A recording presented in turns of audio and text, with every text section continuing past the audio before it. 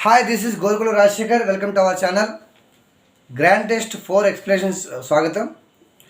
మరి Ashok study circle WhatsApp గ్రూప్లో లేని వాళ్ళు కానీ, టెలిగ్రామ్ గ్రూప్లో లేని వాళ్ళు కానీ, కింద డిస్క్రిప్షన్లో వాట్సాప్ లింక్ ఉంది, టెలిగ్రామ్ లింక్ ఉంది, వెబ్సైట్ లింక్ ఉంది.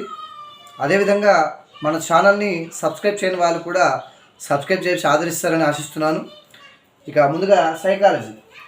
జ్ఞానేంద్రియ వికాసం ఏ వికాస దశలో ఎక్కువగా అభివృద్ధి చెందుతుంది? ఇక్కడ ఇచ్చిన దశలన్నీ కూడా మనకు ఎలిజబెత్ హర్లాక్ అనే శాస్త్రవేత్త డివైడ్ చేసినవి. సో మొత్తం మనకు 10 దశలు కనిపిస్తాయి. నవజాత శిశువు దశ, తర్వాత శైశవ దశ, పూర్వ బాల దశ, ఉత్తర బాల దశ, యవ్వనారంభ దశ, కౌమార దశ, ఉత్తర వయోజన దశ, పూర్వ వయోజన దశ, ఉత్తర వయోజన దశ, అదేవిధంగా చరమ దశ అని కనిపిస్తుంది. మరి వీటిలో జ్ఞానేంద్రియ వికాసం ఎక్కువ ఎక్కడ జరుగుతుంది అనేటువంటి క్వశ్చన్ చాలా ఇంపార్టెంట్ మనకు. సాధారణంగా అభ్యసనం అనేది కొత్తలో బాగా జరుగుతుంది. అలాగే మన జ్ఞానేంద్రియాలు ప్రపంచానికి పరిచయం అయ్యేది నవజాత శిశువులో సర్దుబాట్లకే సరిపోతుంది. కాబట్టి జ్ఞానేంద్రియాలు చూడటం కానీ, లేదా స్పర్శ కావచ్చు, వినడం కావచ్చు, ఇలాంటి జ్ఞానేంద్రియ వికాసం అంతా కూడా బాగా డెవలప్ అయ్యేది నవజాత శిశువు తర్వాత ఉన్నటువంటి శైశవ దశలోనే. సో మరిక భౌతిక వికాసానికి వస్తే, శైశవ దశలో వేగంగా జరిగేటువంటి భౌతిక వికాసం మనకు యవ్వనారంభ దశలో చాలా ఉధృతంగా జరుగుతుంది. అలాగే మానసిక వికాసం ఉత్తర బాల దశలో బాగా జరిగితే కౌమార దశలో ఉధృతంగా సాగుతుంది. కాబట్టి ఒక్కొక్క వికాసం ఒక్కొక్క దశలో ఒక రకం జరుగుతుంది. అందుకే వికాసంలో వైయక్తిక భేదాలు ఉన్నాయని చెప్తాం. సో జ్ఞానేంద్రియ వికాసం ఎక్కడెక్కడ జరుగుతుందంటే శైశవ దశ అనేది కరెక్ట్ ఆన్సర్ అవుతుంది. ఇక తర్వాత క్వశ్చన్, సరైన జత. శాశ్వత దంతాలు, ఇది మోస్ట్ కాంప్లికేటెడ్ బిట్టు. పాత పాఠ్యపుస్తకంలో మనకు ఉత్తర బాల దశలో ఏర్పడతాయని చెప్పడం జరిగింది. అయితే కొత్త పాఠ్యపుస్తకంలో మనకు పూర్వ బాల దశలోనే ప్రారంభమవుతాయి. ఉత్తర బాల దశలో ఇవి రావడం పూర్తవుతుందని డిస్కస్ చేస్తాడు. కాబట్టి మనం గుర్తుంచుకోవాల్సింది ఏంటంటే, శాశ్వత దంతాలు రావడం ప్రారంభించబడేది పూర్వ బాల దశలోనే, అవి పూర్తిగా వచ్చేది ఉత్తర బాల దశ. కాబట్టి మనకి ఇక్కడ ఇది సరికాంది అవుతుంది. ఇకపోతే ఉద్వేగ స్థిరత్వం మనకు కౌమారంలో కనిపించదు. కౌమారం డివైడ్ చేసేసి మళ్ళీ పూర్వ కౌమారంలో స్థిరంగా ఉంటుందా, ఉత్తర కౌమారంలో స్థిరంగా ఉంటాడా అంటే ఉత్తర కౌమారం అని చెప్పొచ్చు. కానీ కౌమార దశ కన్నా వయోజన దశలో మరింత స్థిరత్వంగా ఉంటాడు. కాబట్టి ఇది కూడా తప్పు వాక్యమే. ఇక ఉధృతమైనటువంటి భౌతిక వికాసం వయోజన దశలో కాదు, మనకు యవ్వనారంభ దశలో కనిపిస్తుంది. సో ఇక్కడ నార్సిజం శైశవ దశలో ఉంటుందని సరైన వాక్యం. సో నార్సిజం అంటే తనను తాను ఎక్కువగా ప్రేమించుకోవడం, ప్రతి ఒక్కటి కూడా తనదైన దృష్టితో చూడటం. కాబట్టి శైశవ దశలో మనకు నార్సిజం అనేటువంటి కాన్సెప్ట్ ఎక్కువగా కనిపిస్తుంది. కాబట్టి 2 అనేది కరెక్ట్ ఆన్సర్ అవుతుంది. ఇక థర్డ్ క్వశ్చన్, పియాజే ప్రకారం పిల్లల్లో పెరిగేటువంటి లక్షణాలను సరిచూసి సరికాని అంశాన్ని గుర్తించండి. సో ఎనిమిజం అంటే దీన్ని మనం ప్రతిభాసాత్మక ఆలోచన అంటాం. ప్రాణం లేని వాటికి ప్రాణాన్ని ఆపాదించడం ఎనిమిజం కనుక ప్రచారక దశలో మనం ఎనిమిజం అనే లోపాన్ని గమనిస్తాం. ఇక వస్తు స్థిరత్వ భావన మనకు సంవేదన చాలక దశ మొదటి దశలో కనిపిస్తుంది. వస్తు స్థిరత్వ భావన అంటే ఏం లేదు, మొదట మనకు చిన్నపిల్లలు గమనిస్తే పుట్టిన తర్వాత కొన్నాళ్ళకి వాళ్ళ అమ్మ కనిపించకపోతే ఏడుస్తారు. మరొక సంవత్సరన్నర పిల్లలైన తర్వాత వాళ్ళ అమ్మ కనిపించకపోయినా కూడా బాధపడరు. మా అమ్మే కదా ఎక్కడ పోద్ది అనుకుంటారు. దాన్ని మనం వస్తు స్థిరత్వ భావన అని చెప్తాం. కాబట్టి సంవేదన చాలా దశలో వస్తు స్థిరత్వ భావన ఉంటుందని చెప్పొచ్చు. మరి పదిలపరుచుకునే భావన మనకు మూర్త ప్రచార దశలో ఏర్పడుతుంది. ఇక్కడ ఇంద్రియ చాలకన్నాం కాబట్టి సరికాందన్నాం కాబట్టి 3 ఈజ్ ఆన్సర్ అవుతుంది. ఇక తార్కిక సంవేదనాత్మక ప్రజ్ఞ, తర్కబద్ధంగా హేతుబద్ధంగా వివేచనాత్మకంగా ఆలోచించడం అనేది మనకు 11 years తర్వాత అమూర్త ప్రచార దశలోనే సాధ్యమవుతుంది. కాబట్టి ఇక్కడ 3 కరెక్ట్ ఆన్సర్ అవుతుంది. నెక్స్ట్గా భాషణ సంబంధ వైకల్యము. సో సాధారణంగా ఈ పదాల్లోనే మనం ఆన్సర్ ఈజీ గుర్తించవచ్చు. సో క్యాలిక్యులియా అంటే గణితపరమైంది. ఇక డిస్లెక్సియా అంటే పఠన సంబంధమైంది. మరి డిస్ఫేషియా అంటే భాషణ సంబంధమైంది. డిస్గ్రాఫియా అంటే లేఖన సంబంధమైంది. సో గ్రాఫ్ అంటే రాస్తాం గీస్తాం కాబట్టి ఇది లేఖన సంబంధమైంది. మరి సాధారణంగా లెక్సికోగ్రఫీ అంటే డిక్షనరీలో పదాలు మనం చదువుతాం కాబట్టి పఠన సంబంధమైంది. ఇక్కడ భాషణ సంబంధమైంది అన్నాం కాబట్టి డిస్ఫేషియా అనేది మనకు కరెక్ట్ ఆన్సర్ అవుతుంది. ఇక్కడ డిస్ అనే పదం దేని తెలియజేస్తుందంటే తక్కువ లోపాన్ని, అభ్యాసం లోపాన్ని తెలియజేస్తుంది.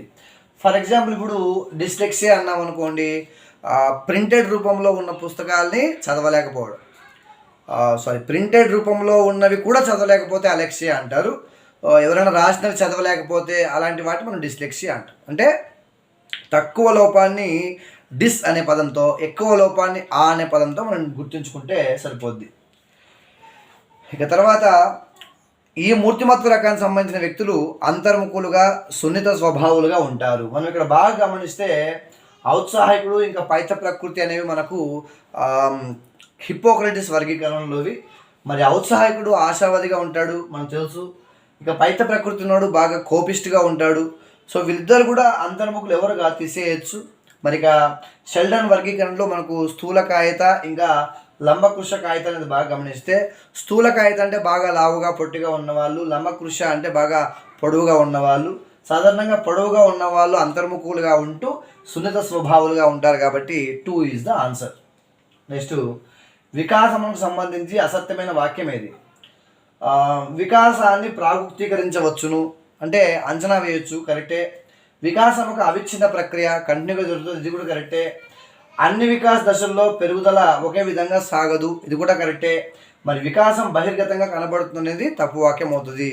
అయితే ఇది కూడా కొంతవరకు కరెక్టే అనిపిస్తుంది. వికాసంలో కొన్ని వికాసాలు మనకు బాహ్యంగా కనిపిస్తాయి. ఉదాహరణకి పెరుగుదల చూస్తే కనిపిస్తుంది, పెరుగుదల కూడా వికాసంలో భాగమే, దాన్ని మనం భౌతిక వికాసం అంటాం. అయితే అన్ని వికాసాలు కనిపించవు కాబట్టి ఈ 3 పర్టికులర్గా కరెక్ట్ అని చెప్పొచ్చు. ఇది అన్ని ఉదాహరణలకు సరిపోదు కాబట్టి మొదటి ఆప్షన్ సరైంది. ఇక కింది వాటిలో సరికాని వాక్యం ఏది? పరిపక్వతలో వైయక్తిక భేదాలు ఉంటాయి కదా. ఒకరు 4 ఏళ్ళకు బల్బం పట్టుకోగలిగితే ఇంకొకరు 5 ఏళ్ళకు పట్టుకోగలుగుతారు. ఇక అలవాట్లు ఆర్జితమైనవి, ఏ అలవాటైనా సరే ఆర్జితమైంది. చదవడం కావచ్చు, రాయడం కావచ్చు, తినడం కావచ్చు, తాగడం కావచ్చు, ఏ అలవాటైనా పుట్టుకతో ఎవరికి ఉండదు. వాళ్ళు ఇతరులను చూసి సమాజం ద్వారా, పరిసరాల ద్వారా వాళ్ళు నేర్చుకుంటారు కాబట్టి అలవాట్లు ఆర్జితమైనవి. సహజ సామర్థ్యం అనేది జైవిక స్వభావాన్ని చూపిస్తుంది. సో సహజ సామర్థ్యం అనేది మనకు తెలుసు అందరిలో ఉండదు. ఈ సహజ సామర్థ్యం కొందరిలో ఎందుకు ఉంటుందంటే అది వాళ్ళ జైవిక స్వభావాన్ని బట్టి ఉంటుంది. సో పుట్టుకతో వచ్చినప్పటికి కూడా, జన్మతః వచ్చినప్పటికి కూడా వయసుతో పాటు డెవలప్ కావడాన్ని మనము పరిపక్వత అంటాం. మరి సహజ సామర్థ్యం అనేది పుట్టుకతోనే ఉంటుంది కాబట్టి దాన్ని మనం జైవిక స్వభావం కలిగి ఉన్నటువంటి వస్తువుగా సూచించవచ్చు. ఇక జన్మతః శిశువులోని సహజ సామర్థ్యాలు వయసుతో అభివృద్ధి చెందడాన్ని మనం వైఖరి అని చెప్పాం, ఎందుకంటే వైఖరులు కూడా ఆర్జితమైనవే. సో ఇలా జన్మతః పుట్టి సహజ సామర్థ్యాలు వయసుతో పాటు డెవలప్ కావడాన్ని మనము పరిపక్వత అని చెప్తాం. So 4th is the answer. కింది వాటి నిర్వచనాల్లో సరైనది కనుక్కోమన్నాం. ఇక్కడ శైశవ దశ నుంచి యవ్వనారంభ దశ వరకు ఉన్న కాలం బాల్యదశ అని చెప్పింది మెక్మిలన్ విద్యార్థిని గంటువు. ఇక శైశవ దశ నుంచి కౌమార దశ వరకు ఉందని చెప్పింది కుప్పుస్వామి. ఇక పుట్టినప్పటి నుంచి కౌమార దశ అని చెప్పింది ఫిలిప్ పెరిస్. కాబట్టి మొదటి 3 వాక్యాలు తప్పే. ద జువైనల్ జస్టిస్ యాక్ట్ 2000 యొక్క ఉద్దేశం ఏంటంటే లైంగిక వేధింపుల నుంచి బాలను రక్షించడమే. కాబట్టి మొదటి వాక్యాలు సరిగ్గా ఉన్నాయి. సో కేవలం 4వ వాక్యం మాత్రమే సరికాదు. సరైన అన్నాం కాబట్టి మనం ఇక్కడ సరికాదు అన్నాం కాబట్టి 1, 2, 3 అవుతుంది. నెక్స్ట్, కోల్బర్గ్ ప్రకారం నైతిక వివేచనం పెరిగే కొద్దీ వ్యక్తుల్లో ఈ లక్షణం తగ్గుతుంది. సో నైతికతను మనం దేంతో కంపేర్ చేస్తామంటే స్వీయ కేంద్రీకరణతో కంపేర్ చేస్తాం. సో స్వార్థం ఉన్నవాడు లేకపోతే మొరాలిటీ పెరగనివాడు ఏం చేస్తాడంటే అన్నీ కూడా తన దృష్టితో ఆలోచిస్తాడు. ఎప్పుడైతే నైతికత పెరుగుతుందో ఆ నైతికత దృష్టితో ఆలోచిస్తాడు. ఫర్ ఎగ్జాంపుల్, 2 అక్క చెల్లెళ్ళు ఉన్నారు. మరొక తండ్రి నుంచి వాళ్ళకు ఒక 5 lakhs రూపీస్ వచ్చినాయి. చెల్లెలు బాగా కష్టంలో ఉందనుకో, అక్క ఏం చేస్తుందంటే 4 లక్షలు నువ్వు పెట్టుకో, 1,00,000 నేను పెట్టుకుంటా అంటుంది. నైతికత ఉన్నటువంటి సోదరి. మరి స్వీయ కేంద్రీకరణ ఆలోచించే వాళ్ళు ఏం చేస్తారంటే 2.5 నువ్వు పెట్టుకో, 2.5 నేను పెట్టుకో అంటారు. సో అది కూడా మొరాలిటీ, ఇది కూడా మొరాలిటీ. బట్ మొరాలిటీలో స్టేజెస్ వేరే అనమాట. అవే కదా మనం పూర్వ సాంప్రదాయ స్థాయి, ఉత్తర సాంప్రదాయం చెప్పుకుంటాం. సో కాబట్టి నైతికతకు స్వీయ కేంద్రీకరణకు సంబంధం ఉంటుంది. ఎప్పుడైతే మొరాలిటీ పెరుగుతుందో మనం స్వీయ కేంద్రంగా మన పక్క ఆలోచించడం అనేది తగ్గిపోతుంది. కాబట్టి నైతికత అనేది డెవలప్ అవుతే ఆటోమేటిక్గా స్వీయ కేంద్రీకరణ అనేది తగ్గుతుందని గుర్తుంచుకోవాలి. ఇక తర్వాత కంప్యూటర్లో ఏ భాగాన్ని మనం హృదయం అంటాం, ఇది కూడా మనకు 10th క్లాస్ లెవెల్లో బాగా చదివి ఉంటాం. సో కంప్యూటర్లో మనం సిపియుని హృదయంతో పోలుస్తాం, ఎందుకంటే సిపియు లేకపోతే ఇక కంప్యూటర్ లేదు. ఎందుకంటే కంప్యూటర్ కావాల్సినటువంటి మొత్తం స్టోరేజ్ అంతా దాంట్లో ఉంటుంది, మొత్తం మనకు అంతర్గత సామాగ్రి అంతా కూడా మనకు దాంట్లో కనిపిస్తుంది. మానిటర్ కావచ్చు, కీబోర్డ్ కావచ్చు, లేకపోతే మౌస్ కావచ్చు, ఇవన్నీ జస్ట్ ఒక అవుట్పుట్ పరికరాలే, దానికి జత చేసేటివి. కాబట్టి మనం సిపియుని మనం హృదయం అని చెప్తారు. మరి ఇన్పుట్ పరికరం అంటే ఏంటంటే కంప్యూటర్కు మనం ఆదేశాలు ఇవ్వడానికి ఉపయోగించేవి, లైక్ మౌస్ కానీ, కీబోర్డ్ కానీ, జాయ్స్టిక్ కానీ, ఇలాంటి వాటిని మనం ఇన్పుట్ పరికరాలు ఉంటాం. ఇక అవుట్పుట్ పరికరం అంటే ఏంటంటే కంప్యూటర్లో మనం ఇచ్చిన ఆదేశం యొక్క రిజల్ట్ చూడడానికి ఉపయోగపడేవి, లైక్ మానిటర్ కావచ్చు, ప్రింటర్ కావచ్చు, అలాంటి వాటిని మనం అవుట్పుట్ పరికరాలు అంటాం. మానిటర్ అంటే ఏం కాదు, డిస్ప్లే, జస్ట్ ఇదే అనమాట. మానిటర్ అంటే మనం ఇచ్చేటువంటి ఆదేశాలు చూపించేదాన్ని మనం మానిటర్ అని చెప్తాం. ఇది ఒక బోర్డు యొక్క మానిటర్ అనుకుంటే కంప్యూటర్ యొక్క మానిటర్ కూడా ఇలానే ఉంటుంది. నెక్స్ట్, విద్యా హక్కు చట్టం ప్రకారం ఉపాధ్యాయులు పాల్గొనాల్సినటువంటి బోధనేతర పని. మరి ఉపాధ్యాయుడి యొక్క బోధనేతర పనులు 27వ సెక్షన్ తెలుపబడతాయి. ఉపాధ్యాయుడు ప్రైవేట్ బోధన చేయరాదని చెప్పే సెక్షన్ 28వ సెక్షన్. ఇకపోతే ఉపాధ్యాయుడి బాధ్యతల గురించి మాట్లాడేది 24వ సెక్షన్. ఉపాధ్యాయ ఖాళీలు 10% మించి ఉండకూడదని చెప్పేది 26వ సెక్షన్. కాబట్టి ఇప్పుడు బోధనేతర పనులు 27వ సెక్షన్లో ఉంటాయి. 27వ సెక్షన్లో పేర్కొన్నటువంటి బోధనేతర పనులు రెండు, ఒకటేమో జనాభా లెక్కలు, మరొకటేమో ఎన్నికల విధులు. మరి ప్రకృతి విపత్తుల సమయంలో మనం సహాయం చేయడం అనేది అది జస్ట్ నైతికత అనుకోవచ్చు, లేదా ఒక నైతిక బాధ్యతగా చెప్పుకోవచ్చు. కాబట్టి వేటిలో పాల్గొనాలంటే జనాభా లెక్కల్లో, మండల కార్యాలయాల పనుల్లో, అదేవిధంగా ఎన్నికల విధుల్లో పాల్గొనాలి. మండల కార్యాలయాల పనుల్లో పాల్గొనాల్సిన పని ఏం లేదు. ఎన్నికల విధులు, అదేవిధంగా ప్రకృతి విపత్తుల సహాయ విధులు పాల్గొనాల్సి ఉంటుంది. కాబట్టి 1, 2 ఇంకా 4 అని కరెక్ట్ ఆన్సర్ అవుతుంది. నెక్స్ట్, ప్రజ్ఞకు సంబంధించి జరుగుతున్న చర్చలను తెలిపేటువంటి సుస్పష్టమైనటువంటి లక్షణం ఏది? ఇది కూడా మనకు మోస్ట్ కాంట్రవర్షియల్ క్వశ్చన్. సో ప్రజ్ఞకు ఇంకా జ్ఞానానికి మధ్య ఉన్నటువంటి కాంట్రవర్సీ బిట్టు ఫ్రేమ్ అవ్వడానికి కారణం ఏంది? సో ప్రజ్ఞకు సంబంధించి అనేక చర్చలు ఎందుకు వస్తున్నాయి?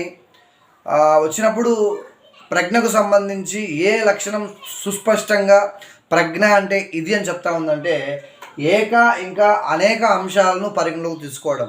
ఫర్ ఎగ్జాంపుల్, ఎవరైనా ప్రజ్ఞాలబ్ధి 160 ఇష్టం అనుకుందాం. ఫర్ ఎగ్జాంపుల్, సుశాంత్ అనే అబ్బాయి 160 ఐక్యూ కలిగి ఉన్నాడు అనుకుందాం. ఒకవేళ అతన్ని ఏమంటామంటే ఐన్స్టీన్ కంటే ఎక్కువ ప్రజ్ఞాలబ్ధి కలిగి ఉన్నాడని చెప్తాం. మళ్ళీ రేపొద్దున ఎవరైనా 170 ఐక్యూ తెచ్చుకుంటే కలిగి ఉంటే సుశాంత్ కన్నా ఎక్కువ ఉంది అని చెప్పకుండా ఐన్స్టీన్ కంటే ఎక్కువ ఉందని చెప్తాం. ఎందుకలా అంటే ప్రజ్ఞాలబ్ధి అనేది కేవలం ఒక అంశానికి మాత్రమే పరిమితమైనప్పుడు ఇది జస్ట్ నంబర్ అంతే. నీకున్న జ్ఞానమే ప్రజ్ఞ అవుతుంది సంకుచితంగా ఆలోచించినప్పుడు. కానీ మనం బ్రాడ్గా, విశాలంగా ఆలోచించినప్పుడు మనకు అనేక అంశాలు పరిగణలోకి తీసుకోవాలి. కాబట్టి ఏక వర్సెస్ అనేక అనేది కరెక్ట్ ఆన్సర్ అవుతుంది. నెక్స్ట్, కింది ఏ పథకం ద్వారా ప్రజలు ఎక్కువ నగదును అందుకుంటున్నారు? సో జగనన్న విద్యా కానుక ద్వారా మనకు డిగ్రీ, ప్రొఫెషనల్ కోర్స్ చేస్తున్న వాళ్ళంతా కూడా 20,000 రూపాయలు, 10,000 చొప్పున 2 విడతల్లో పొందుతున్నారు. జగనన్న అమ్మఒడి పథకం కింద మనకు 1వ క్లాస్ నుంచి ఇంటర్మీడియట్ వరకు సంవత్సరానికి 15,000 రూపాయలు పొందుతున్నారు. ఇక జగనన్న జలయజ్ఞం అనేది ప్రాజెక్ట్ నిర్మాణం సంబంధించింది. ఇక్కడ ప్రజలు డైరెక్ట్గా అందుకోవట్లేదు. వైఎస్ఆర్ గృహ నిర్మాణ పథకం కింద మరి ఒక్కొక్కరికి 1,50,000 దాకా డబ్బులు వస్తున్నాయి. కాబట్టి ప్రజలు ఎక్కువగా నగదు అందుకున్న పథకం ఏంటంటే వైఎస్ఆర్ గృహ నిర్మాణ పథకం. ఇక సరికాంది, విద్యా హక్కు చట్టం అమలుకై ఏర్పరిచిన జాతీయ సలహా మండలిలో ఏర్పాటు ఏ విధంగా ఉంటుందంటే 1+1+13. ఇది సరైన వాక్యమే. ఒక చైర్మన్ ఉంటాడు, ఒక వైస్ చైర్మన్ ఉంటాడు, 13 మంది సభ్యులు ఉంటారు. ఇక నూతన జాతీయ విద్యా విధానంలో మనకు తెలుసు 5+4+4+3 అనే స్ట్రక్చర్ మనకు కనిపిస్తుంది. కాబట్టి ఇది తప్పు వాక్యం. ఇక కొఠారి కమిషన్, అప్పట్లో మనకు 10+2+3 విధానం సూచించింది కొఠారి కమిషనే. ఇక లక్ష్మణ్ స్వామి మొదటిగారి కమిటీ అప్పట్లోనే మనకు 5+3+4+3 అనేటువంటి విధానాన్ని సూచించేది. ఇక్కడ 5th క్లాస్ వరకు ఒక సెక్షన్, 8th క్లాస్ వరకు ఒక సెక్షన్, 9th 10th ఇంటర్మీడియట్ కలిపి ఒక సెక్షన్, డిగ్రీ కలిపి ఒక సెక్షన్. ఈ విధమైనటువంటి సూచన చేసింది మొదలియార్ కమిటీ. కాబట్టి ఇక్కడ 2 is the answer. Next one, క్రింది వాటిలో వికాసం యొక్క లక్షణం కానిది. వికాసం అనేది అందరికీ ఒకే రకంగా ఉండదు. ఇది సరైన వాక్యమే. వికాసం అనేది పూర్వపు అభ్యసన మీద నిర్మితమే ఉంటుంది. తప్పు కదా. అన్ని వికాసాలు కూడా మనకు పూర్వ అభ్యసన మీద నిర్మితం కావు.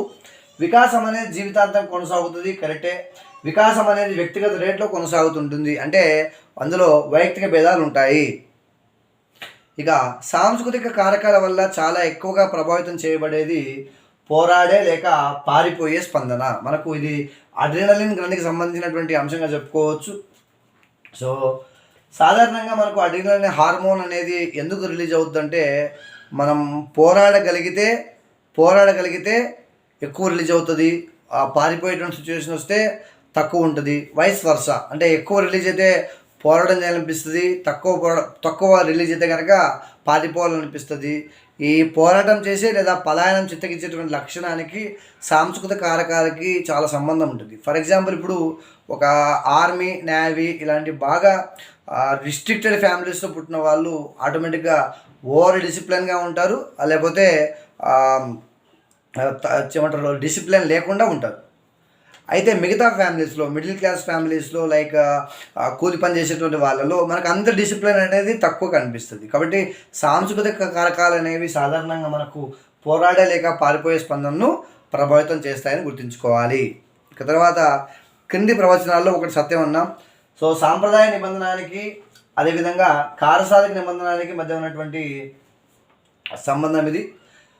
మరి ప్రతిక్రియ అసంకల్పిత ప్రత్యుత్తరాల మధ్య మనకు రెండింటి మధ్య సంబంధం కనిపించదు. ఎందుకంటే సాంప్రదాయక నిబంధన అనేది పూర్తిగా ఉద్దీపనకు ఇంపార్టెన్స్ ఇచ్చేది. కారసాధక నిబంధన అనేది కేవలం ప్రత్యుత్తరాలకు మాత్రమే ప్రాధాన్యత ఇచ్చేది.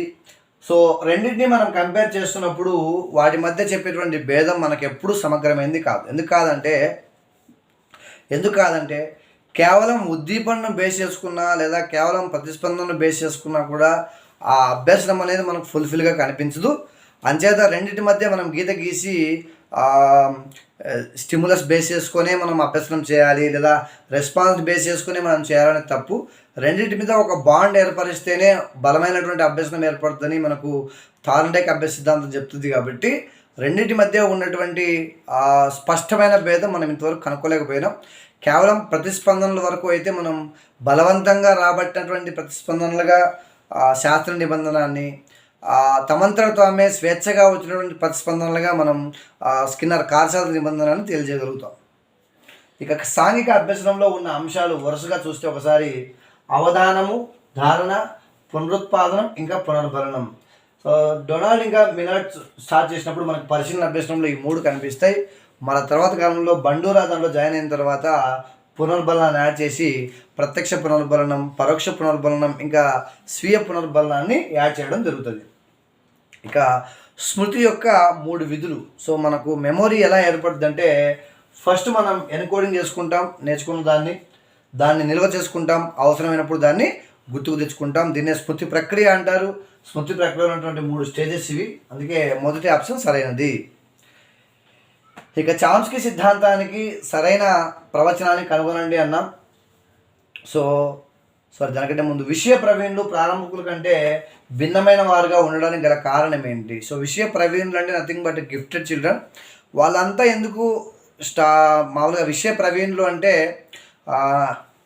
అనుభవజ్ఞులు అని చెప్పొచ్చు, లేదా ఒక కంటెంట్లో, ఒక సబ్జెక్ట్లో లేదా ఒక రంగంలో బాగా రాణించిన వాళ్ళు కావచ్చు. వాళ్ళు ఎందుకని మిగతా వాళ్ళకంటే ఎక్కువ భిన్నంగా కనిపిస్తారంటే వాళ్ళు తెలివైన వాళ్ళు, లేకపోతే మిగతా వాళ్ళకంటే ఎక్కువ ప్రేరేపించబడటమో లేదా వాళ్ళలో జ్ఞానం బాగా వ్యవస్థీకరించబడటమో కాదు, ఆ రంగంలో వాళ్ళు రాణించడానికి కావాల్సిన సహజ దక్షత వాళ్ళు కలిగి ఉంటారనేది సరైన సమాధానం అవుతుంది. ఇక మనిషి ఏమవ్వాలో అదే అవ్వాలి అని అబ్రహం మాస్లో చెప్తాడు. మరి చామ్స్కీ బిట్టుందా? సో చామ్స్కీ సిద్ధాంతానికి సంబంధించి సరైన ప్రవచనం అన్నా. సో మనకు చామ్స్కీకి వైగాట్స్కి తేడా ఏంటంటే చామ్స్కీ ఏమంటాడంటే భాషను అభ్యసించడానికి కావాల్సినటువంటి సహజ సామర్థ్యాలను జన్మతః శిశువులో ఉంటాయని చెప్తాడు. మరి వైగాట్స్కి ఏమంటాడంటే శిశువు పరిసరాల్లో ప్రతిచర్యల్లో పాల్గొనడం ద్వారానే భాష డెవలప్ అవుతుంది అంటాడు. కాబట్టి చామ్స్కీ అంటేనే మనకు స్వీయ అభ్యసనము, అంతర్గత శక్తి అనే పదాలు గుర్తు రావాలి. మనం 4 ఆప్షన్ చూస్తే మనకి ఇక్కడ 3వ ఆప్షన్లో అంతర్గత సామర్థ్యాన్ని పుట్టుకతోనే కలిగి ఉంటారని ఉంది కాబట్టి 3వది కరెక్ట్ ఆన్సర్ అవుతుంది.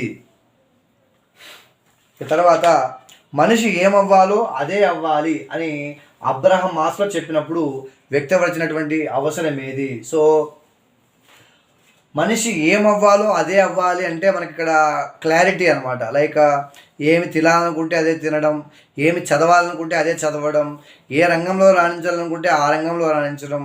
ఇదంతా దేన్ని బట్టి ఉంటుందంటే స్వీయ వాస్తవీకరణ బట్టి ఉంటుంది. సో స్వీయ వాస్తవీకరణ అంటే రియాలిటీ అనమాట. చాలామంది ఊహలు బతుకుతూ ఉంటారు, ఏమాత్రం కష్టపడకుండా, సరిగ్గా ప్రణాళిక లేకుండా, ఆ ప్రణాళికను సరిగ్గా ఆచరణలో పెట్టకుండా మరి జిల్లా ఫస్ట్ ర్యాంక్ వచ్చినట్టు, స్టేట్ ఫస్ట్ ర్యాంక్ వచ్చినట్లు కలలు కంటూ ఉంటారు. అది స్వీయ వాస్తవీకరణకు పూర్తిగా వ్యతిరేకం. మనిషి ఏమవ్వాలనుకుంటాడో అదే అవ్వాలి అనేది దేని తెలియజేస్తుందంటే స్వీయ వాస్తవీకరణ అవసరాన్ని తెలియజేస్తుంది. ఇక వేరుగా ఉన్నదాన్ని గుర్తించమన్నా సామాన్యీకరణ సిద్ధాంతం కావచ్చు, ఆదర్శాల సిద్ధాంతం కావచ్చు, ట్రాన్స్పోజిషన్ సిద్ధాంతం కావచ్చు. మనకి ఈ 3 సిద్ధాంతాలు అభ్యసన బదలాయింపుకు సంబంధించినవి. ఈ బోధనా సిద్ధాంతం దాంతో వేరుగా కనిపిస్తూ ఉంది. ఇక వ్యక్తిగత నిష్పాదనకు ఒక పరీక్ష అన్నాం. సో ఇక్కడ మనకు స్టాన్ఫోర్డ్ బినే వైయక్తిక పరీక్షనే, కోహ్ బ్లాక్ డిజైన్ అశాబ్దిక పరీక్ష, ఇది కూడా ఒక వ్యక్తిగత పరీక్షనే. ఆర్మీ ఆల్ఫా, సాధారణంగా ఆర్మీలో పెట్టేటువంటి పరీక్ష సాధారణంగా ఎలా ఉంటుందంటే సామూహికంగా ఉంటుంది. ఇక జనరల్ మెంటల్ ఎబిలిటీ టెస్ట్ కూడా అందులో భాగమే కాబట్టి మనకు అది కూడా సామూహికంగా ఉంటుంది. కాబట్టి 1 ఇంకా 2 అనేది కరెక్ట్ ఆన్సర్ అవుతుంది. నెక్స్ట్, పావని ఒక పద్యాన్ని మొదట 8 ప్రయత్నాలు నేర్చుకుంది. కొంతకాలం తర్వాత ఆ పద్యాన్ని 2 ప్రయత్నాల్లోనే తిరిగి నేర్చుకుంది. ఆమె పొదుపు గణన ఎంత? సో 8 ప్రయత్నాలు, తర్వాత 2 ప్రయత్నాల్లోనే తిరిగి చేయగలిగింది. అంటే మిగిల్చినవి 6. 8లో ఎంత భాగం అంటే మనకు 75%. కాబట్టి 75% అనేది కరెక్ట్ ఆన్సర్ అవుతుంది. సాధారణంగా రుణాత్మక సంఘటనలకు ఈ విధమైన వివరణ ఇచ్చే వాళ్ళు ఎక్కువగా బుద్ధిమాంద్యానికి లోనయ్యేటువంటి అవకాశం ఉంది. సో ఎక్కువగా మనకు నెగిటివ్ సంఘటనలు జరిగినప్పుడు ఎలాంటి వివరణ ఇస్తే బుద్ధిమాంద్యం లోనవుతారంటే నిరాశావాదపూరితమైనటువంటి. ఫర్ ఎగ్జాంపుల్ ఇప్పుడు ఈరోజు ఒక పర్సన్ వచ్చి 1,00,000 డిఎస్సి పోస్టులు పడతాయన్నారు. మరి ఇలాంటి ఒక సంఘటన జరిగినప్పుడు నువ్వు ఎలా రియాక్ట్ అయినా తప్పులేదు, కానీ అలా కాకుండా ఒక నెగిటివ్ అంశం, ఫర్ ఎగ్జాంపుల్ ఇక్కడ జాబ్సే ఉండవు, ఇక నోటిఫికేషనే పడదు అన్నప్పుడు ఎవరైనా ముందుకు వచ్చి ఇంకా డిమోటివేషన్ అనుకో, నిజంగానే పోస్టులే ఉండవు, ఇక్కడ డిఎస్సి ఉండదు అంటే ఆటోమేటిక్గా ఏమవుతారంటే బుద్ధిమాంద్యానికి లోనే అవకాశం కనిపిస్తుంది. కాబట్టి నిరాశావాదంగా మాట్లాడకూడదు రుణాత్మక సంఘటన జరిగినప్పుడు. ఎందుకంటే -*- ఏ అవుతుంది సైకాలజీలో. ఎందుకంటే ఫర్ ఎగ్జాంపుల్ ఒకడు ఒక రుణాత్మక సంఘటనకు లోన్ అయ్యాడు అనుకుందాం. ఫర్ ఎగ్జాంపుల్ దగ్గర వాళ్ళని కోల్పోవడమో లేదా ప్రేమలో విఫలం కావడమో ఇలా జరిగినప్పుడు వానికి ఇంకా నిరాశావాదంగా మాట్లాడితే వాడు ఇంకా విషమవేదనానికి గురయ్యేటువంటి అవకాశం ఉంటుంది తప్పనిచ్చి వాడేం మహానుభావుడు కాదు కదా. కాబట్టి నిరాశావాదంగా మాట్లాడకూడదు. ఇక సమాచార హక్కు చట్టానికి సంబంధించి సరైన అంశం, సమాచార హక్కు చట్టం 2005లో ఆమోదించబడింది. కరెక్టే. సమాచార హక్కు చట్టం 2005లోనే అమలు చేయబడింది, అక్టోబర్ 12న. అది కూడా కరెక్టే. ఏ పౌరుడైనా ప్రభుత్వానికి సంబంధించిన ఏ శాఖలో అయినా రికార్డు రూపంలోని ఆ సమాచారం పొందవచ్చు. ఇది తప్పు కదా, ఎందుకంటే అన్ని శాఖల్లో పొందడానికి అవకాశం లేదు. లైక్ రక్షణ శాఖ కావచ్చు, పోలీస్ శాఖ కావచ్చు, ఇలాంటి వాటిలో మనకు సమాచారం ఇవ్వరు. ఇక ప్రతి ప్రభుత్వ విభాగం ఎవరు కోరకుండా కొంత సమాచారాన్ని ప్రకటించాల్సి ఉంటుంది. అందుకే మనం ఏ ప్రభుత్వ ఆఫీస్కి వెళ్ళినా కూడా కొన్ని బోర్డులు కనిపిస్తాయి సమాచారం అని చెప్పేసి. So 1, 2, 4, 3 is the answer. Me supervisor మీద ఉన్న కోపంతో నీ స్నేహితులతో పదునుగా మాట్లాడితే ఇది ఏ రక్షతంత్రం? సో ఒకరి మీద కోపాన్ని మరొకరు చూపిస్తే దాన్ని మనం విస్థాపనము అంటాం. మరి దమనము అంటే ఏంటంటే బలవంతంగా మర్చిపోవడాన్ని మనం దమనం అంటాం. ఇక చర్య లేదా ప్రతిచర్య ఏర్పడడం అంటే ఏంటంటే మనసులో ఒక ఉద్దేశం పెట్టుకొని బాహ్యంగా మరొక ఉద్దేశం చెప్తే దాన్ని చర్య ఏర్పడడం అంటాం. ఇక ప్రతిగమనము అంటే 40 ఏళ్ళ వ్యక్తి 4 ఏళ్ళ పిల్లల్లాగా ఏడిస్తే దాన్ని మనం ప్రతిగమనము అని చెప్తాం. ఇక తర్వాత జీవ సంబంధ కారకం కానిది. మరి ఆకలి జీవ సంబంధమే, దప్పిక జీవ సంబంధమే, నిద్ర జీవ సంబంధమే, సంస్కృతం అనేది సాంస్కృతిక కారకం కాబట్టి 4 ఈజ్ ద ఆన్సర్. మరి జావా అనేది, మరి జావా, సి ప్లస్, పాస్కల్ ఇవన్నీ కూడా మనకు కంప్యూటర్ లాంగ్వేజెస్. సో ఆ లాంగ్వేజెస్లో మనం పనిచేయడానికి ఉపయోగపడతాయి కాబట్టి వీటిని మనం వెబ్ అప్లికేషన్ సాఫ్ట్వేర్స్ అని చెప్పడం జరుగుతుంది. ఇక తెలుగు విషయానికి వస్తే బాడిగ వెంకట నరసింహరావు గురించి సరైన అంశం. సో ఈయన కృష్ణా జిల్లాలో జన్మించారు. చిన్నారి లోకం ఇతని రచన.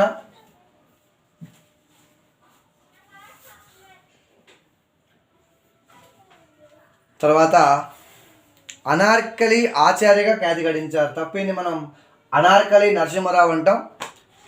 సంపూర్ణ రచనలు అనే సంకలనం నుంచి మనకు అమ్మఒడి అనే పాఠ్యాంశం తీసుకున్నారు. మనకు 6వ తరగతిలో మొదటి పాఠ్యాంశం తీసుకున్నాం మీ బిట్టు. సో బాడిగ వెంకట నరసింహరావు గారు కృష్ణా జిల్లాలో జన్మించారు, కరెక్టే. చిన్నారి లోకం ఇతని రచన, అది కూడా కరెక్టే. సంపూర్ణ రచనలు అనే సంకలనం నుంచి మనం అమ్మఒడి అనే పాఠ్యాంశం తీసుకున్నాం, ఇది కూడా కరెక్టే. సో కాబట్టి 1, 2, 4 కరెక్ట్ ఆన్సర్ అవుతుంది. రమేష్ అన్నం తిన్నాడు అనే వాక్యంలో క్రియ 3వ పదం. రమేష్ అనేది కర్త, అన్నం అనేది కర్మ, తిన్నాడు అనేది క్రియ 3వ పదం సరైందే. బడి నుంచి పిల్లలు విహారయాత్రకు వెళ్ళారు అనే వాక్యంలో 3 నామవాచకాలు ఉన్నాయన్నాం. బడి ఒక నామవాచకం, పిల్లలు ఒక నామవాచకం, విహారయాత్రలో ఒక నామవాచకం కాబట్టి 3 నామవాచకాలు ఉన్నాయి. కోతి కొబ్బరి చెట్టు ఎక్కుతూ ఉంది అనేది క్రియాసహిత వాక్యం అన్నాం. ఇక్కడ ఎక్కుతూ ఉండడం అనేది క్రియ ఉంది కాబట్టి ఇది క్రియాసహిత వాక్యమే. నవ్వుతూ బతకాలరా తమ్ముడు అనేది విద్యార్థకం కదా.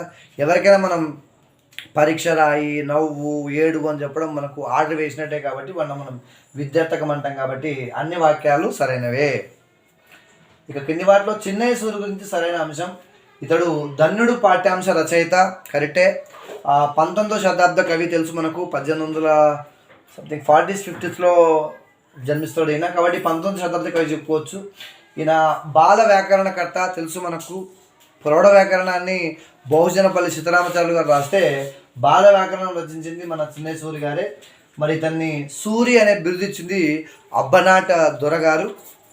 మరి సూరి అంటే గొప్పవాడు అని అర్థం కాబట్టి అన్ని వాక్యాలు సరైనవే. మరి పరవస్తు చిన్నయ్య సూరి గారు ఎందుకు అంత ఫేమస్ అంటే మొదట్లో అంటే తెలుగు అభివృద్ధి అటువంటి మొదట్లోనే ఒక వ్యాకరణ గ్రంథాన్ని రాసి తెలుగు అభివృద్ధికి తోడ్పడ్డాడు కాబట్టి ఆయనకు అబ్బనాడు ద్వారా సూర్యుని బిరుదిస్తాడు. మరి పంచతంత్రం కథలను తెలుగు రాసింది పరవస్తు చిన్నయ్య సూరి గారే. విష్ణు శర్మ గారు సంస్కృతం రాస్తే దాన్ని తెలుగులో అందించిన వ్యక్తి పరవస్తు చిన్నయ్య సూరి గారు. సూరి అంటే గొప్పవాడే, 2 ఉంటాయేమో.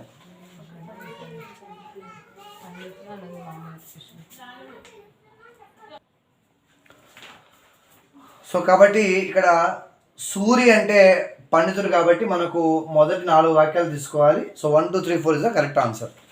నెక్స్ట్ క్రింది వాటిలో సరికానిది.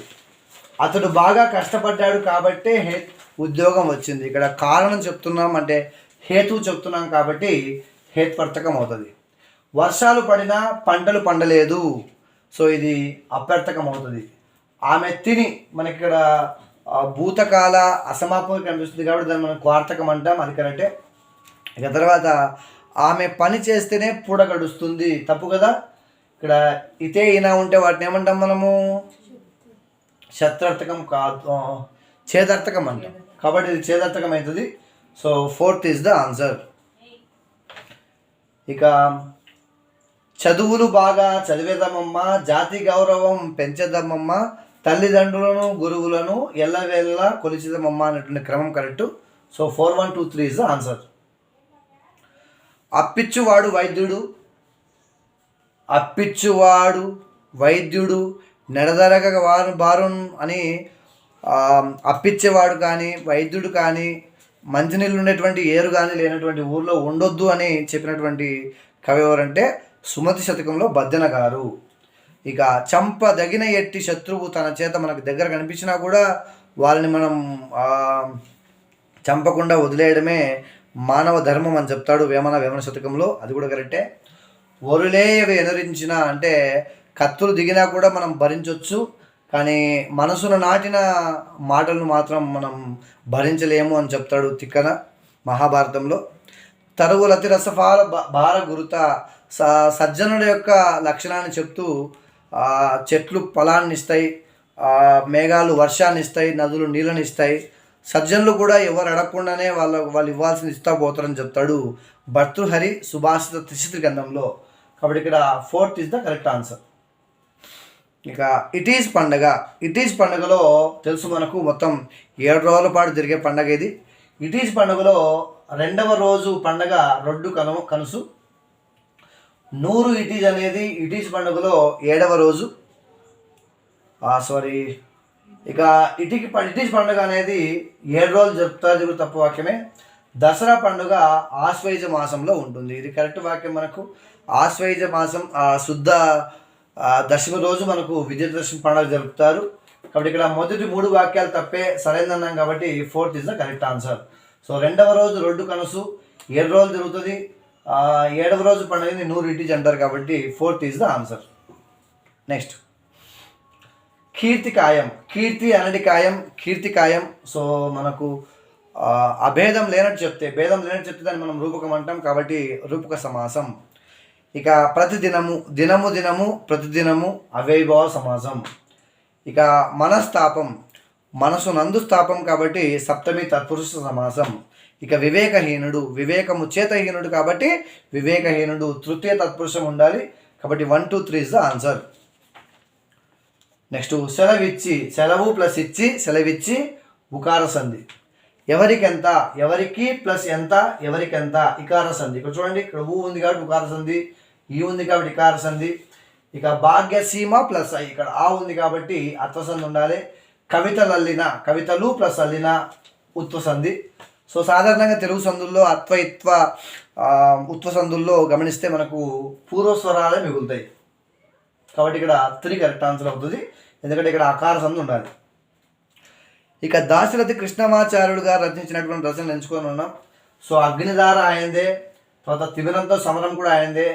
మహాప్రస్థానం ఇంకా ఖడ్గ సృష్టి అనే గ్రంథాలు శ్రీశ్రీ గారివి కాబట్టి 1 ఇంకా 4 అవుద్ది ఆన్సర్. నెక్స్ట్ సేవగిరిడి అనేది ఒక జానపద కళ, కరెక్ట్ కథ. మనకు గిడుగు రామూర్తి గారి పాటలో కనిపిస్తుంది మనకు. ఇక 3 చేపలు అనే కథలో ఈ మడుగు చాలా చిన్నది, ఈ వేసవిలో ఎండిపోతుంది కనుక ఇప్పుడు పెద్ద మడుగులోకి వెళ్ళిపోదాం అని చెప్పింది తెలివైన చేప కదా. ఆ తెలివైన చేప పేరు దీర్ఘదర్శి, దీర్ఘసూత్రుడు కాబట్టి ఇది సరైన వాక్యమే. శ్రీ పాద సుబ్రహ్మణ్య శాస్త్రి గారు రచించినటువంటి రక్షాబంధనం అనేది ఒక నవల, ఇది కూడా కరెక్ట్ వాక్యమే. సో మొదటి 3 వాక్యాలు కరెక్ట్గా ఉన్నాయి. 4వ వాక్యం బాలకవి శరణ్యం అనేది శ్రీ పాద సుబ్రహ్మణ్య శాస్త్రి గారిది కాదు, గిడుగు రామూర్తి గారి రచన కాబట్టి 1, 2, 3 అనేది కరెక్ట్ ఆన్సర్ అవుతుంది. ఇక ధ్వని ఉచ్చారణలో భా అనేది మనం చూస్తే ఇది ఒక నాదాత్మకం,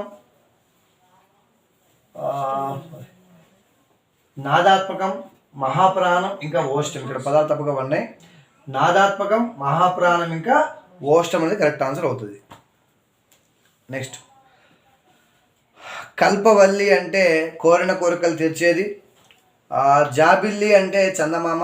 తెనుంగు అంటే తెలుగు. మరి కన్నడం అంటే చూడటం. చంద్రశాల అంటే కేవలం పానశాల కాబట్టి 4వ వాక్యం తప్పు. ఇక్కడ మనకు 1, 2, 3, 5 కరెక్ట్ ఆన్సర్ అవుతాయి. నెక్స్ట్ శ్రీరంగం శ్రీనివాసరావు జన్మించిన సంవత్సరం 1910, ఇది కరెక్ట్ వాక్యమే. శ్రీశ్రీగా ప్రసిద్ధి చెందిన శ్రీరంగం శ్రీనివాసరావు ఒక మహాకవి, అభ్యుదయకర్త, ఇది కూడా కరెక్టే. మహాప్రస్థానం తెలుగు కవిత్వాన్ని ఒక మలుపు తిప్పిన రచన, ఇది కూడా కరెక్టే. మరి అనంతం అనేది ఇతను రేడియో నాటక కాదు, ఇతని యొక్క ఆత్మకథ.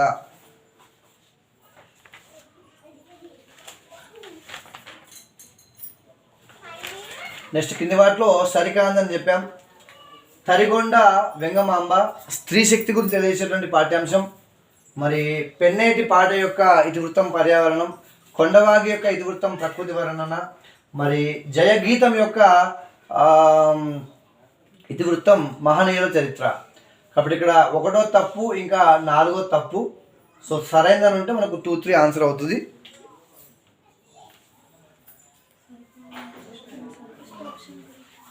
ఫస్ట్ ఆప్షన్ కరెక్ట్ కాదమ్మా, స్త్రీ శక్తి కదా. నెక్స్ట్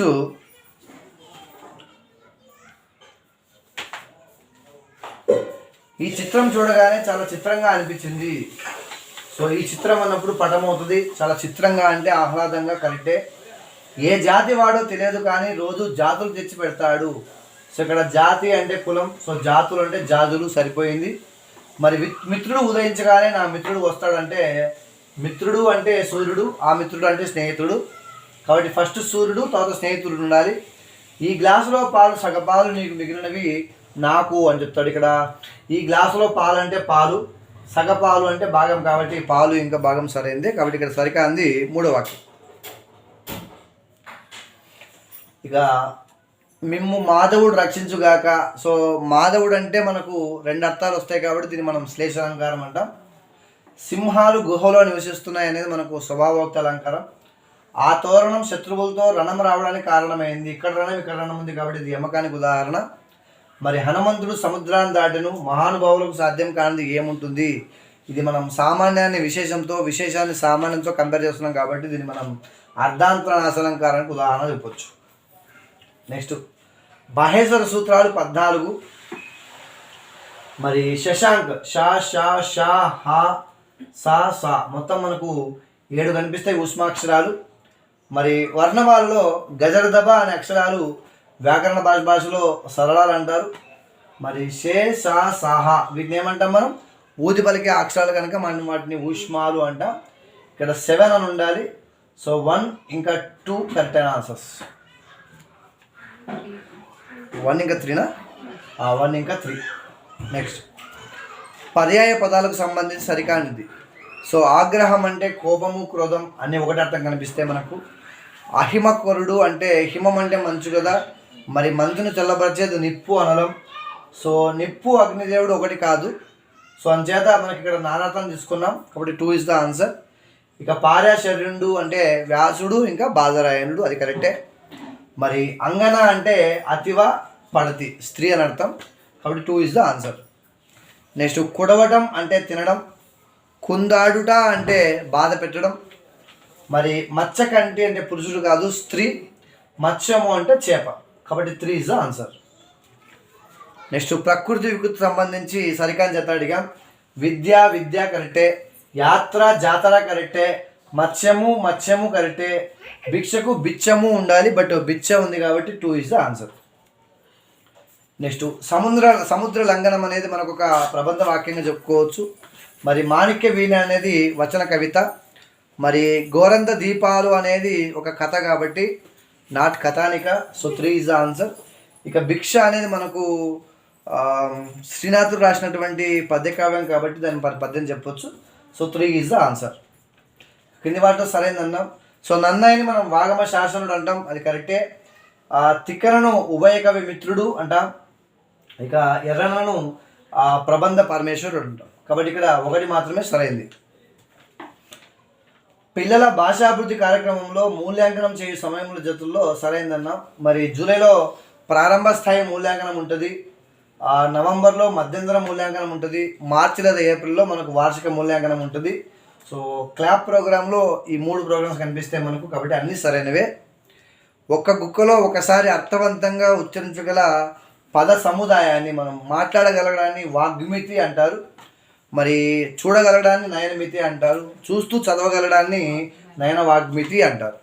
సో నయనమితి అంటే చూపు మేర, వాగ్మితి అంటే పలుకు మేర. నెక్స్ట్ విద్యార్థి ఏ సామర్థ్యంలో వెనుకబడి ఉన్నాడో చెప్పేది లోప నిర్ధారణ మూల్యాంకనం. విద్యార్థి భవిష్యత్తును అంచనా వేయడానికి ఉపయోగపడేది ప్రాగుక్తీకరణ మూల్యాంకనం. గ్రేడ్లు ఇవ్వడానికి ఉపయోగపడేది సంకలన మూల్యాంకనం కాబట్టి 2, 1, 3 కరెక్ట్ ఆన్సర్ అవుతుంది.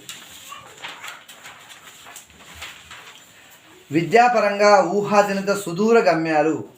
సో ఇక్కడ లక్ష్యాలు ఉన్నాయి, ఆదర్శాలు ఉన్నాయి, స్పష్టీకరణలు ఉన్నాయి, ఉద్దేశాలు ఉన్నాయి. వీటిలో అతిపెద్దవేవి మనం తక్కువ సమయంలో సాధించలేనివి ఏవయ్యా అంటే ఉద్దేశాలు. కాబట్టి విద్యోద్దేశాలు, విద్యా ఉద్దేశాలు అనేది కరెక్ట్ ఆన్సర్ అవుతుంది.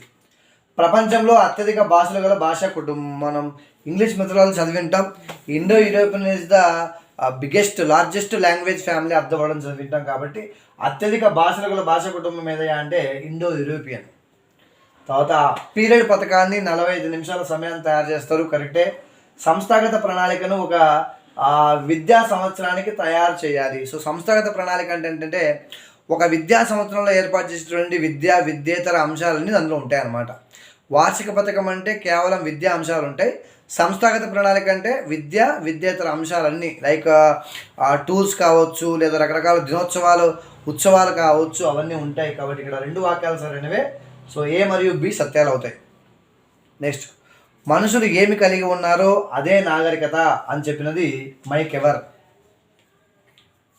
ఇంగ్లీష్, ఇన్ అండ్ డిపెండెంట్ కలిపి ఇండిపెండెంట్ అవుతుంది. మరి డిఫర్ ఇంకా ఎన్స్ కలిపి డిఫరెన్స్ అవుతుంది. మరి ఇన్ అనేది ఇక్కడ మనకు ముందుంది కాబట్టి దీన్ని ప్రిఫిక్స్ అంటారు. మరి ప్రిఫిక్స్ కాకుండా మిగిలిన పదాన్ని మనం రూట్ వర్డ్ అంటాం.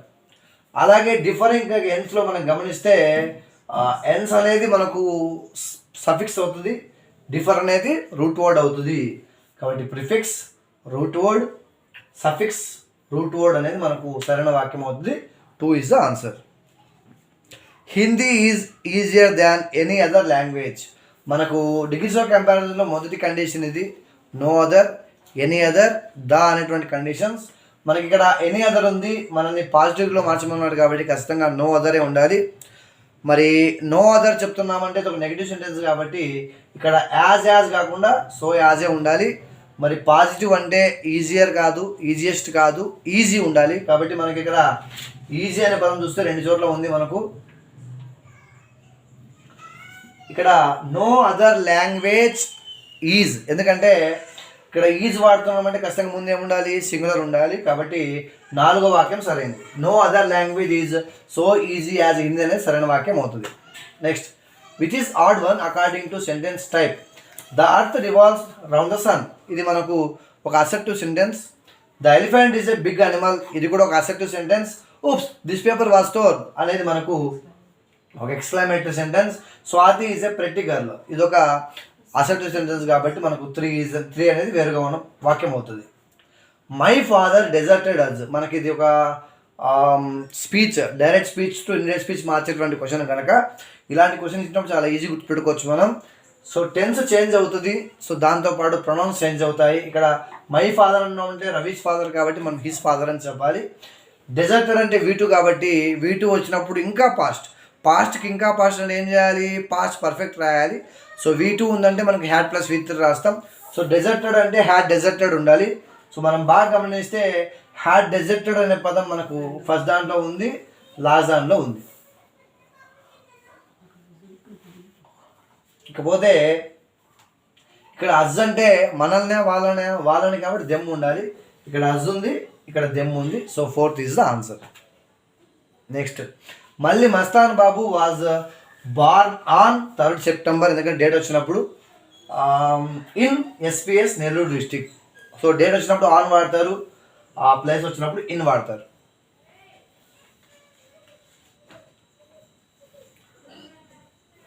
The latest data return to authorize any business people are called. So మనం బిజినెస్ పీపుల్ కోసం రాసే వాటిని బిజినెస్ లెటర్స్ అని అంటారు. Next, which is correct match. Omnipresent, so మనం సర్వాంతర్యామి అంటాం తెలుగులో, అన్ని చోట్ల ఉండేవాడిని ఓమ్ని ప్రజెంట్ అంటారు. కాబట్టి సాధారణంగా మనకి omnipresent, omnivorous, omnipotent లాంటి పదాలు మనకు ఒకేలాగా కనిపిస్తాయి. ఓమ్ని వారస్ అంటే ఉభయహారి.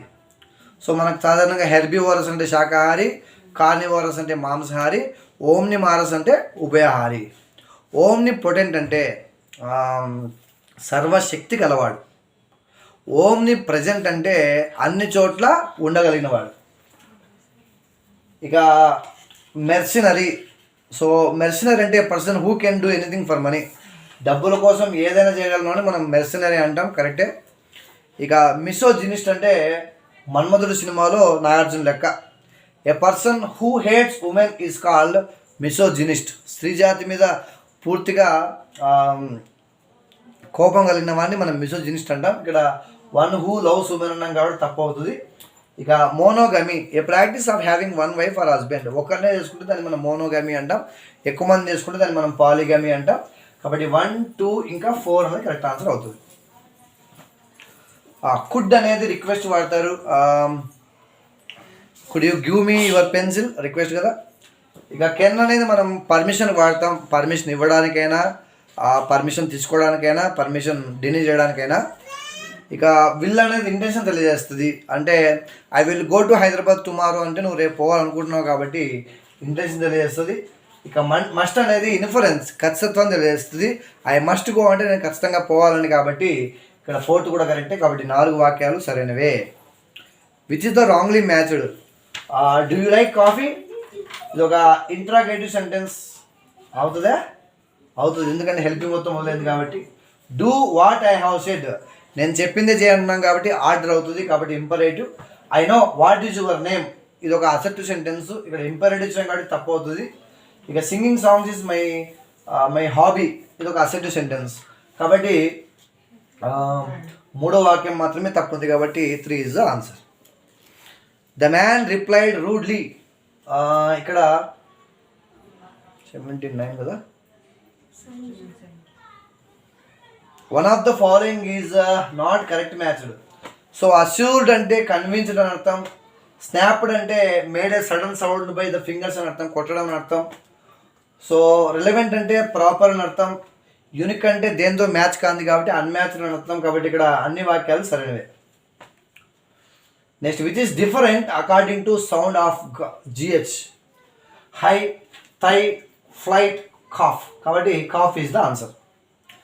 It is not a action verb. So has అనేది హెల్పింగ్ వర్బే, వాజ్ అనేది హెల్పింగ్ వర్బే, డస్ అనేది హెల్పింగ్ వర్బే, యాక్టింగ్ అనేది యాక్షన్ వర్బ్, కాబట్టి 1, 2, 3 is the answer. Which are correct? Rajini drew the picture, దీన్ని మారిస్తే the picture was drawn by Rajani.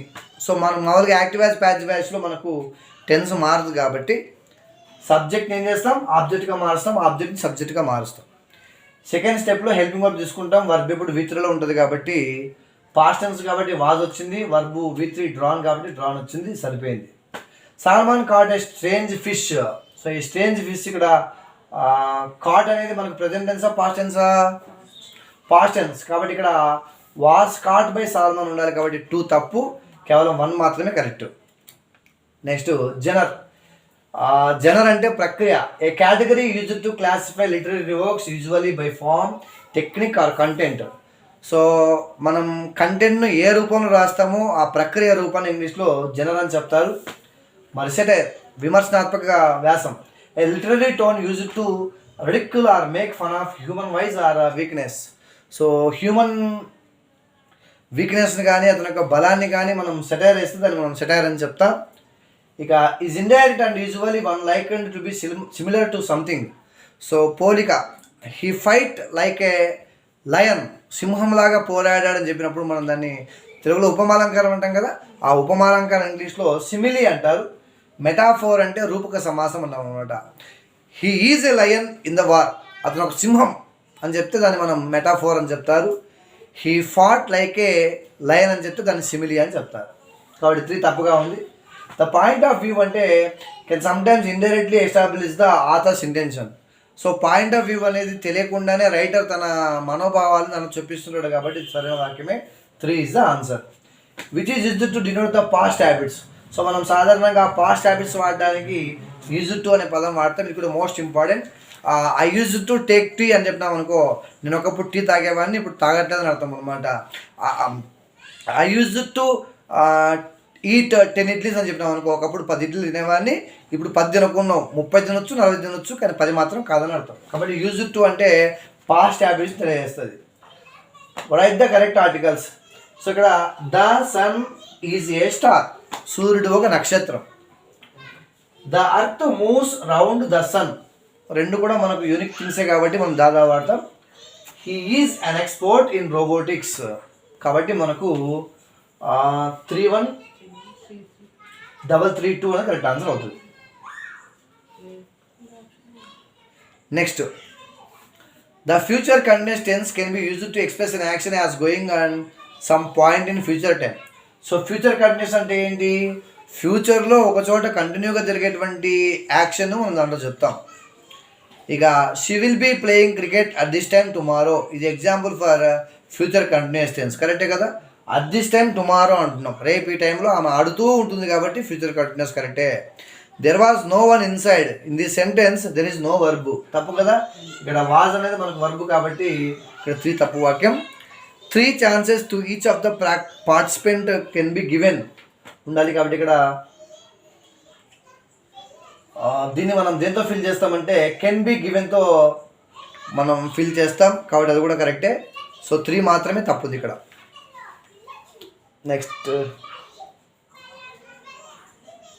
The head master said I don't believe it. The correct indirect speech for the sentence is. So ఇక్కడ I don't ఉంది కాబట్టి I ఏమవుతుంది, he అవుతుంది. Do ఏమవుతుంది, did అవుతుంది. So he did not ఎక్కడ ఉంది, మొదటి ఆప్షన్లో ఉంది, సెకండ్ ఆప్షన్లో ఉంది. సో పైన మనకు సెడ్ ఉంది కాబట్టి సెడ్డే వస్తుంది. సెడ్ 2 ఉంటే ఏమయ్యేది, టోల్డ్ అయ్యేది. కాబట్టి 2 is the answer. Next, the man మల్లికనా, Mallika goes to school every day. Mallika went to school yesterday. Mallika will go to school tomorrow. So Mallika goes to school every day అంటే ప్రెజెంట్ అని తెలియజేస్తుంది. Mallika went to school yesterday అంటే simple past అని తెలియజేస్తుంది. Mallika will go to school tomorrow అంటే simple future తెలియజేస్తుంది. కాబట్టి present, past, future వరుస క్రమంలో ఉన్నాయి. A B C is the answer. The town mouse packed is bags. ఇక్కడ ప్యాక్డ్ అనే పదానికి అర్థం ఏంటంటే put clothes etcetera into A bag in preparation for a trip away from home. ఇంటి నుంచి మనం బయటికి పోయేటప్పుడు అన్నింటినీ ఒక బ్యాగ్లో చదివితే దాన్ని మనం ప్యాక్డ్ అంటాం. So 2 only is the answer. Next, the man replied rudely. So ఇక్కడ ద అనేది మనకు అడ్జెక్టివ్ అవుతుంది, మ్యాన్ అనేది నౌన్ అవుతుంది, రిప్లైడ్ అనేది వర్బ్ అవుతుంది, రూడ్లీ అనేది అడ్వర్బ్ అవుతుంది. Next, which is wrongly matched with their noun forms. So treat, treatment, enrich, enrichment, confuse, confusion, improve, improvement. So కాబట్టి 4th is the answer. So 83 question which is correct match అన్నా. So litter means wastage కదా. మనం మామూలుగా don't litter అని రాసినారు train బోర్డుల మీద. So noun కరెక్టే. Garbage చెత్త నౌన్ కరెక్టే. రబ్బిష్ నౌన్ కరెక్టే. మరి ట్రిప్ ఆన్ అనేది మనకు ఒక ప్రైజ్డ్ వర్బ్ కాబట్టి ఇది తప్పు వాక్యం. కాబట్టి 1, 2, 3 అని కరెక్ట్ ఆన్సర్ అవుతుంది. Next, one cannot follow announcements, broadcast, lectures, plays and films this because of his inadequacy in. So inadequacy అంటే సామర్థ్యం లేకపోవడం. ఏ సామర్థ్యం లేకపోతే అనౌన్స్మెంట్లు కానీ, బ్రాడ్కాస్ట్లు కానీ, లెక్చర్స్ కానీ వాడు ఫాలో కాలేడంటే లిజనింగ్. సో లిజనింగ్ కాంప్రహెన్షన్ లేకపోతే ఇవన్నీ సాధ్యపడవు. 4th is the answer. Every good piece of writing is marked by. ఒక మంచి పుస్తకం చూసినప్పుడు ఇది చాలా మంచి పుస్తకం అని, చాలా బాగా రాశాడు ఎలా చెప్తామంటే అందులో ఉన్నటువంటి కొహెషన్ అండ్ కొహరెన్స్, చెప్పిన విధానము, ఇచ్చిన ముగింపును బట్టి చెప్తాం. కాబట్టి cohesion and coherence the correct answer. Which of the following is not among the national language of India. So Telugu, Tamil, Konkani ఇవన్నీ కూడా మనకు అధికార భాషలే. మరి ఇంగ్లీష్ అనేది మనకు రాజ్యాంగంలో గుర్తించినటువంటి అధికార భాషలో ఉండదు. కాబట్టి 4th is the answer. Identify the correct statement. Formative evaluation is taken up the completion of a course. So course అంతా కంప్లీట్ అంతా పెడతాం. ఫార్మేటివ్ ఎవాల్యుయేషన్ అనేది మనకు తప్పు వాక్యం కదా. ఎందుకంటే ఫార్మేటివ్ ఎవాల్యుయేషన్ మనం టీచింగ్లో భాగంగా పెడతాం. Summative evaluation is taken up almost every day, తప్పు కదా. మనం ఫార్మేటివ్ ఎవాల్యుయేషన్ ఎవ్రీ డే చేస్తూ ఉంటాం. ఇక summative evaluation is taken up on the completion of the course అంతా అయిపోయిన తర్వాత సమ్మేటివ్ పెడతాం. ఇది కరెక్ట్ వాక్యమే. Formative evaluation in not be taken up at all. So ఇది కూడా తప్పు వాక్యమే. So 3 is the correct answer. Identify the minimal pair. So minimal pairs అనేవి మనకు 2 కూడా ఒకటే సౌండ్ లాగా కనిపించాలి. At the same time same pronunciation ఉండాలి. ఇక్కడ చూస్తే ఇక్కడ సిప్ ఇది sheep, put but, seat sheet. But ఇక్కడ సిప్ షిప్ 2 కూడా మనకు పొట్టెక్షరాలే కాబట్టి సిప్ షిప్ అనేది కరెక్ట్ ఆన్సర్ అవుతుంది. హోమోనిమ్స్ కావాలి. అట్ ది సేమ్ టైం 2 కూడా హస్వ దీర్ఘాక్షరాలు అంటాం కదా మనం, అలా ఉండాలి. సో ఇక్కడ రెండిట్లో ఒకటే ఓవెల్స్ ఉంటే వాటిని మనం మినిమల్ పేర్స్ అంటారు. సింపుల్ గుర్తుపెట్టుకోవాలంటే ఒకటే ఓవెల్స్ ఉంటే వాటిని మనం మినిమల్ పేర్స్ అని చెప్పొచ్చు. తర్వాత హోమోనిమ్స్ ఏవి? ఇక్కడ 1 వాన్ హోమోఫోన్స్ ఇవి, నాన్ హోమోఫోన్స్ ఇవి, డైడ్ హోమోఫోన్స్ ఇవి. సో మినిట్ అనేవి మనకు హోమోనిమ్స్. సేమ్ స్పెల్లింగ్ ఉంటే హోమోనిమ్స్ అంటారు, సేమ్ సౌండ్ ఉంటే హోమోఫోన్ అంటారు, మరి సేమ్ మీనింగ్ ఉంటే సినోనిమ్స్ అంటారు. It enables to predict the educational practices. So విద్యా సామర్థ్యాన్ని మనం అంచనా వేయడానికి ఉపయోగించేది ఏంటయ్యా అంటే మూల్యాంకనం. So evaluation is the correct answer. Next, చతుర్భుజం నిర్మించడానికి కావాల్సిన కొలతల సంఖ్య 5. ఇది కరెక్ట్ వాక్యమే. సమలంబ చతుర్భుజం యొక్క వైశాల్యం a = ½ h × a + b కాబట్టి h/2 b + a కరెక్ట్ ఆన్సరే. సమాంతర చతుర్భుజం యొక్క వైశాల్యం a = b చదరపు యూనిట్లు, ఇది కూడా కరెక్టే. సమాంతర చతుర్భుజం నిర్మించడానికి కావాల్సిన కొలతలు 3 మాత్రమే కాబట్టి 1, 2, 3 is the correct answer. Next, ఒక భవనం చుట్టూ 16 స్తూపాకార స్తంభాలు ఉన్నాయి. ప్రతి స్తూపాకార స్తంభం 56 సెంటీమీటర్లు వ్యాసం కలిగి ఉండి 35 మీటర్ల ఎత్తు కలిగి ఉంటే స్తంభం పక్కతల వైశాల్యం రంగు వేయడానికి చదరపు మీటర్కు 5.5 వంతున అయ్యే ఖర్చు ఎంత అన్నాం. సో మనకు మొత్తం 16 స్తూపాలు ఉన్నాయి, దాన్ని పక్కన పెట్టండి. సాధారణంగా పక్కతల వైశాల్య సూత్రం ఏంటంటే ఇలా చూసుకుంటే ఈ పక్కతలం 2πr, ఇది h కాబట్టి 2πrh అనేది మనకు పక్కతల వైశాల్యం అవుతుంది. సో 2 × 22/7 × r 56 × 35 వేసుకుంటే మనకు పక్కతల వైశాల్యం వస్తుంది. సో దాన్ని మనం 16తో ఇంకా 5.5తో గుణించాలి. గుణిస్తే మనకు 33,800 రూపాయలు వస్తుంది. సో అది వాడిచ్చిన చదరపు మీటర్ కాబట్టి మనం సెంటీమీటర్కి మార్చుకుంటే ఆ మీటర్కు సెంటీమీటర్కు మధ్య గ్యాప్ మనకు 100 ఉంటుంది కాబట్టి 2 పాయింట్లు పెట్టుకుంటే 338.8 కరెక్ట్ ఆన్సర్ అవుతుంది. నెక్స్ట్, ఒక గోళాకార బంతి యొక్క వ్యాసం 21 సెంటీమీటర్లు. ఇటువంటి 5 బంతులను తయారు చేయడానికి కావాల్సిన పదార్థ పరిమాణం ఎంత? సో ఒక బంతిని మనం తయారు చేయాలంటే దాని ఘనపరిమాణం చూసుకోవాలి. మరి గోళం యొక్క ఘనపరిమాణం 4/3 πr³. సో 4/3 × 22/7 × 21 × 21 × 21 వేసి × 5 చేసినాం అనుకోండి, మనకు 6,930 వస్తుంది. సో ఇక్కడ ఘనపరిమాణం కాబట్టి యాక్చువల్గా అయితే ఇక్కడ మనకు ఘనపు సెంటీమీటర్లు అని ఉండాలి, ఇక్కడ తప్పుగా ఇచ్చారు, ఘనపు సెంటీమీటర్లు ఉండాలి. నెక్స్ట్, 600కు దానిలో 10% విలువ కలుపుగా వచ్చే విలువ 630, తప్పు కదా. 600కు 10% ఎంత అంటే 60, 600కు 60 కలిపితే 660 వస్తుంది. 360లో 12.5% విలువ తగ్గించగా వచ్చే విలువ 315 అన్నాం. సో సాధారణంగా 360లో 10% అంటే 36, మరి 2.5 అంటే మనకు 36లో 4 భాగాలు చేస్తే 9 వస్తుంది. సో కాబట్టి 315 అనేది కూడా తప్పు వాక్యం అవుతుంది. సో 2 కూడా తప్పు వాక్యాలే, ఇక్కడ 2ది కూడా తప్పే కదా. 360లో 12.5% అంటే 36 10%, 36 4 భాగాలు చేస్తే 9. సో 36 ఒక 9 45. సో 360లో 45 పోతే 315 కరెక్టే. 315 కరెక్టే కాబట్టి 1 సరికాదు, 2 సరైనది.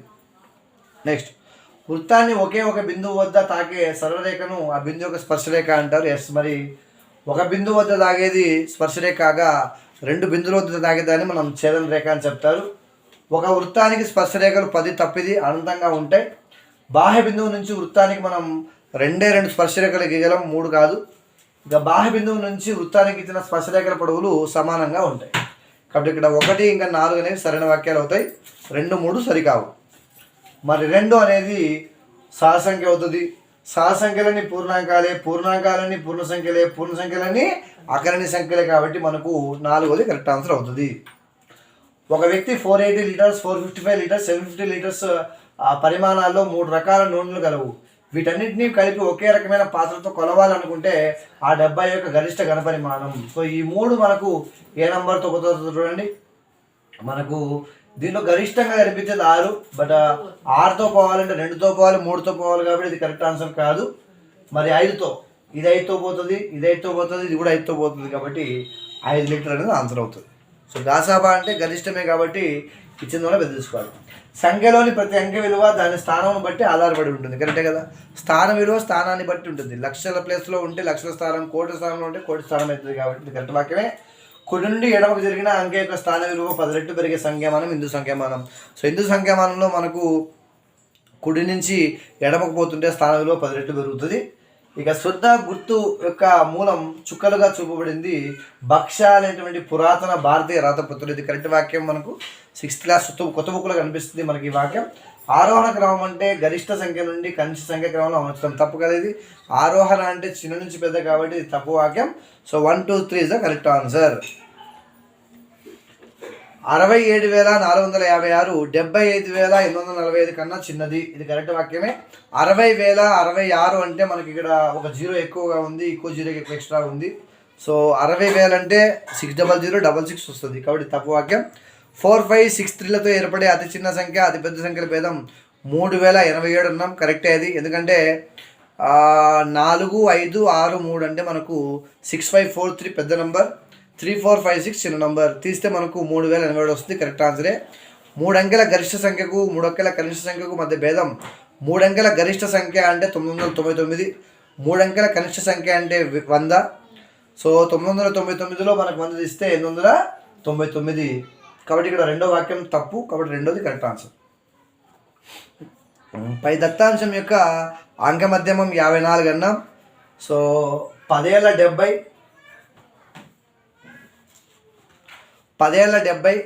30 ఇంటూ 30p, 50 ఇంటూ 10 500, 70 ఇంటూ 9 930, 13 9 1170 అవుతుంది.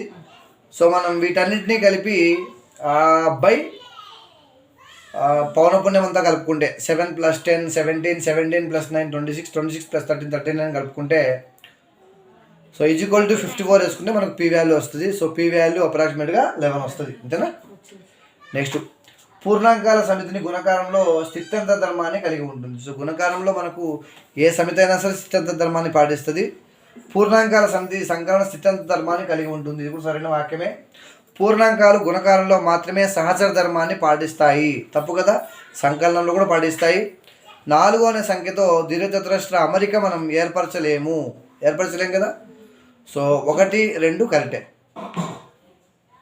ఇక్కడ మాత్రమే లేకుంటే 3 కూడా కరెక్ట్ అవుతుంది. నెక్స్ట్,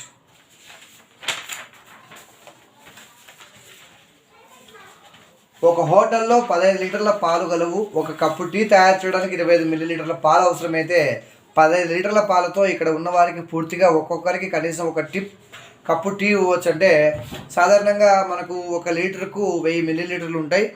మరి 100 మిల్లీలీటర్లు అయితే మనం 4 కప్పులు చేయొచ్చు. 1 లీటర్ అంటే మనకు సుమారుగా 40 కప్పులు చేయొచ్చు. అలాగా 15 ఉన్నాయి కాబట్టి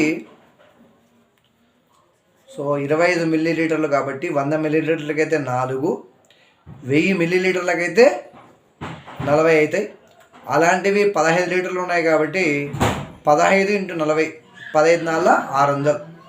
కాబట్టి ఇక్కడ మనకు 600 టీ కప్పులు మాత్రమే ఉన్నాయి కాబట్టి మనం 600 లేదా 600 కంటే తక్కువ మంది ఉన్న దగ్గర అందించవచ్చు. కాబట్టి 500 మంది గల హాస్టల్ కరెక్ట్ ఆన్సర్ అవుతుంది. మిగతా చోట్ల మనకు 600 కంటే పెద్ద నెంబర్ కనిపిస్తాయి. 1 గంట మరియు 1 నిమిషం 12 సెకండ్లకు గల నిష్పత్తి 50:1. సో మొత్తం సెకండ్లో మార్చుకోవాలి. గంటకు 60 నిమిషాలు, నిమిషంకి 60 సెకండ్లు కాబట్టి 60 × 60 3600 నిమిషం 12 సెకండ్లు అంటే 72. సో 36 32 రెంట్ల. సో 100:2 ఏర్పడుతుంది. మళ్ళీ కొడితే 50:1 వస్తుంది కాబట్టి 1వది కరెక్టే. 5 లీటర్లు మరియు 900 మిల్లీలీటర్లు గల నిష్పత్తి. సో 5 లీటర్లు అంటే మనకు 5000, 900 మిల్లీలీటర్లు అంటే 900. ఇక 2 సున్నాలు, అక్కడ ఒక 200 క్యాన్సిల్ అయితే 50:9 మిగులుతుంది కాబట్టి 2 సరైనవే. లంబకోణం కంటే తక్కువైన కోణం అల్పకోణం కరెక్టే. 180 కంటే పెద్ద మరియు 360 కంటే చిన్న కోణం పరావర్తన కోణం కరెక్టే. సంపూర్ణ కోణం అంటే 360 డిగ్రీలు కరెక్టే. 180 డిగ్రీలు లంబకోణం మనం సరళ కోణం అంటాం కాబట్టి 4th ఇస్ ద ఆన్సర్. ఒక ఘనం యొక్క అంచును 10% పెంచితే వైశాల్యం 21% పెరుగును. ఉదాహరణకి భుజం 10 అనుకోండి, దాన్ని మనం 10% పెంచితే 11 అవుతుంది. 10 అన్నప్పుడు వైశాల్యం ఎంత? 10 × 10 100. 11 అన్నప్పుడు 11 × 11 ఎంత? 121. సో 100 121 అయింది కాబట్టి 21 కరెక్ట్ ఆన్సర్ అవుతుంది. మరి ఘనపరిమాణ విషయానికి వస్తే భుజం 10 అనుకున్నాం అనుకోండి, 10 × 10 × 10 ఎంత అవుతుంది? 1000 అవుతుంది. అదే 10% పెంచినాం అనుకో, 10కి 10% అంటే ఎంత? 11. 11 నథింగ్ బట్ 11 క్యూబ్. 11 క్యూబ్ అంటే ఎంత? 1321. మరి 1000 ఉన్నది 1321 అయిందంటే ఎంత పెరిగిందని? 321 పెరిగిందని అర్థం. నెక్స్ట్, ఒక క్రమ వృత్తాకార స్తూపం యొక్క భూ వ్యాసార్థం 14 సెంటీమీటర్లు మరియు దాని సంపూర్ణతల వైశాల్యం 3080 చదరపు సెంటీమీటర్లు అయిన స్తూపం యొక్క ఎత్తడిగా. సో సంపూర్ణతల వైశాల్యం అంటే 2πr × h+r బై ఆర్ వేసుకున్నాం అనుకో, ఆర్ఆర్ క్యాన్సిల్ అవుతుంది. సో 2π × h+r మనకు 3080 వేసుకుంటే మనకు హెచ్ తెలిసిపోతుంది, ఎందుకంటే ఆర్ 14 వేసుకున్నాం కాబట్టి. సో హెచ్ వాల్యూ 21 వస్తుంది. నెక్స్ట్, ఒక చతుర్భుజం నందలి 4 కోణాల మధ్య గల నిష్పత్తి 2:3:5:8 అయినా వాటిలో పెద్ద కోణం ఎంత అంటే 160 డిగ్రీలు. ఎందుకంటే 2x 3x 5x 8x కలుపుకుంటే 13 16 18 18x అవుతుంది. సో 18x = 3x అవుతే మనకు x = 20 వస్తుంది. మరి x 20 అయితే ఇక్కడ పెద్ద నిష్పత్తి 8 కాబట్టి 8 2 16 160 డిగ్రీలు పెద్ద కోణం అవుతుంది. ఒక దీర్ఘచతురస్రం యొక్క పొడవు దాని వెడల్పు కంటే 6 రెట్లు ఎక్కువ మరియు దాని చుట్టుకొలత 980 వైశాల్యం ఎంత అని అడిగాం.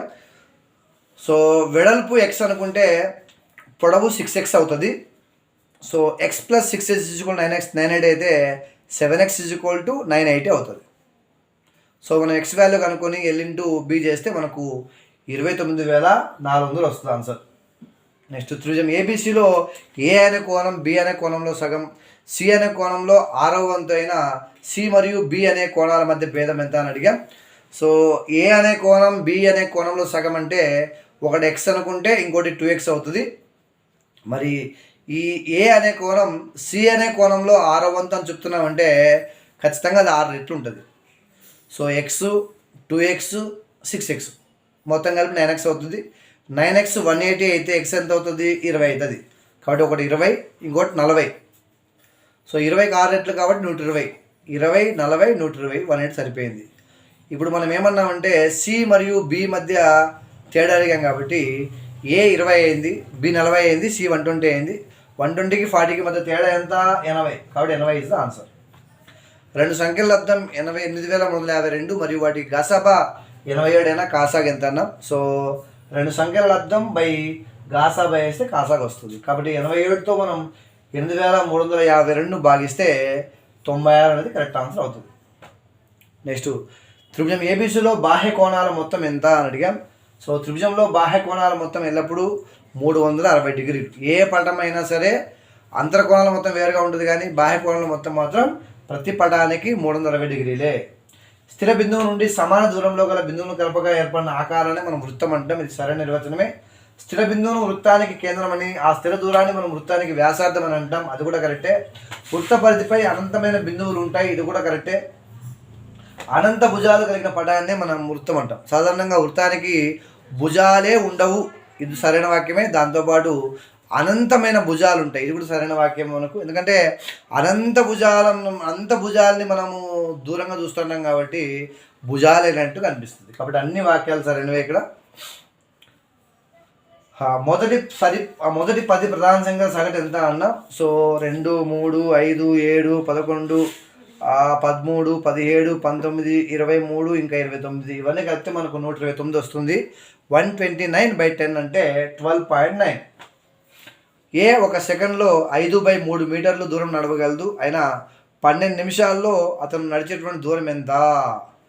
సో నిమిషానికి 60 సెకండ్లు కాబట్టి 1272 కాబట్టి ఒక సెకండ్కు 5/3 అయితే 720కి ఎంత అని అడుగుతున్నాం.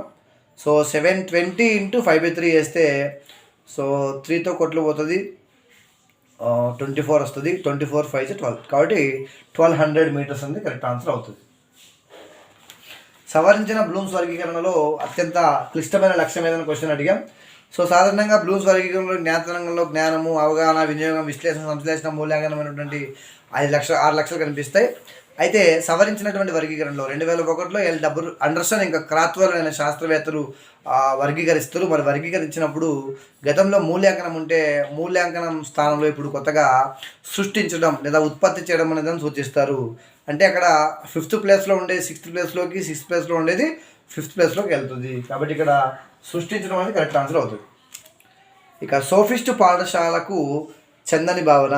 సో కోణాన్ని త్రిదాకరించడం చెప్పారు సోఫిస్టులు. ఘనాన్ని రెట్టింపు చేయడం గురించి చెప్పారు, వృత్తాన్ని రెట్టింపు చేయడం గురించి చెప్పారు, త్రిభుజంలో కోణాల మొత్తం గురించి మాట్లాడింది అయోనిక్ పాఠశాల. కాబట్టి ఈ 3 సరైనవే. సో సోఫిస్టులు ఎవరంటే గ్రీకు దేశంలో ఉపాధ్యాయుల కొరత ఏర్పడినప్పుడు సిసిలి అనే ద్వీపం నుంచి దిగుమతి చేసుకోబడిన ఉపాధ్యాయుల్ని మనం సోఫిస్టులు అంటాం.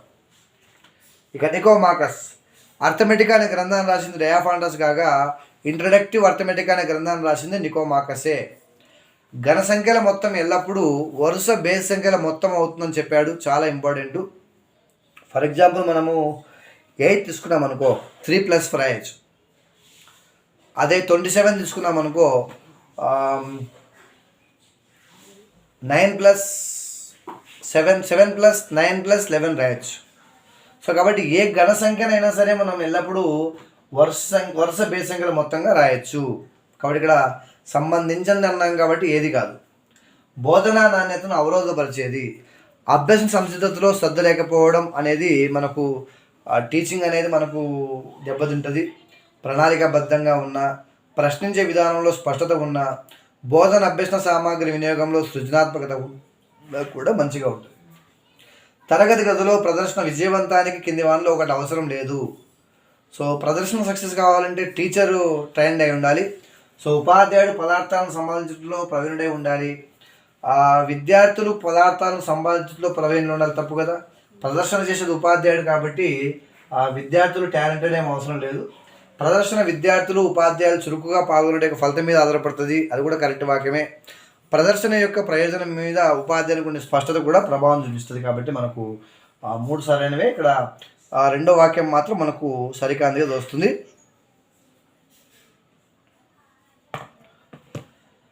ఇక మున్నిక్ వర్గీకరణకు సంబంధించిన గణిత విలువ. సో గణిత విద్యా విలువలని మున్నిక్ 4 రకాలుగా వర్గీకరిస్తాడు. క్రమశిక్షణ విలువ, సాంస్కృతిక విలువ, ప్రయోజన విలువ, సన్నాహ విలువ. కాబట్టి అందులో సాహిత్య విలువ లేదు. విత్తనాల వ్యాప్తికి సంబంధించి సరైన జత. మరి బంగారు గంట అనే మొక్క గాల్లో కొట్టుకొని పోతుంది కాబట్టి మనం గాలి ద్వారా వ్యాప్తి చెందుతుంది. మరి కొబ్బరివి నీటిలో పడినప్పుడు కొట్టుకొని పోతాయి కాబట్టి నీటి ద్వారా. ఇక రావి పండ్లని జంతువులు తిన్నప్పుడు మళ్ళీ విసర్జిస్తాయి కాబట్టి అలా వ్యాప్తి చెందుతాయి. ఇక గోబీ పువ్వు అంటే మరి మనిషే వ్యాప్తి చేయిస్తాడు కాబట్టి అన్ని సరైన వాక్యాలే. మరి మన దేశానికి సంబంధించిన మొక్క కానిది, చాలా ఇంపార్టెంట్ క్వశ్చన్ ఇది మనకు. టమాటా, క్యాలీఫ్లవర్, ఇంకా జామ, ఈ 3 మొక్కలు మన దేశానికి సంబంధించినవి కావు. ఆవాల మొక్క తన జీవితకాలంలో ఉత్పత్తి చేసే గింజల సంఖ్య 10,000.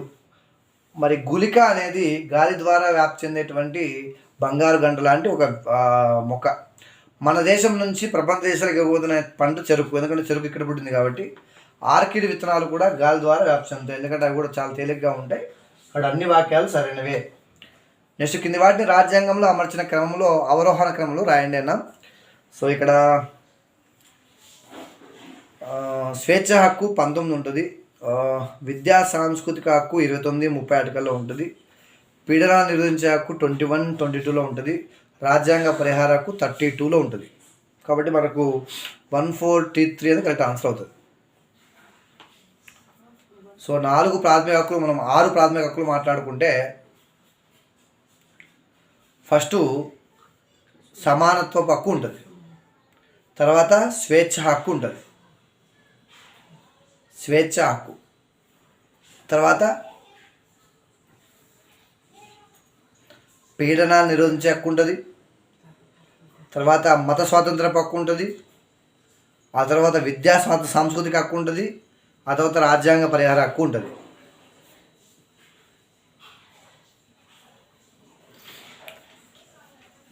పెన్సిలిన్ని కనుగొన్నది అలెగ్జాండర్ ఫ్లెమింగ్, ఇది కరెక్టే. రణపాలలో కోరకి భవనం జరుగుతుంది, ఇది కూడా కరెక్టే. రణపాల మొక్కలో కోరకి భవనం జరిగేది. పెన్సిలిన్ ఫంగస్కు ఉదాహరణ, కరెక్టే. మరి పుష్పంలో 3వ వలయం కేసరావళి కాబట్టి మనకు 4వ వాక్యం తప్పు. 1, 2, 3 మాత్రమే కరెక్ట్ ఆన్సర్. కింది వాటిలో సంపూర్ణ పుష్పాలు.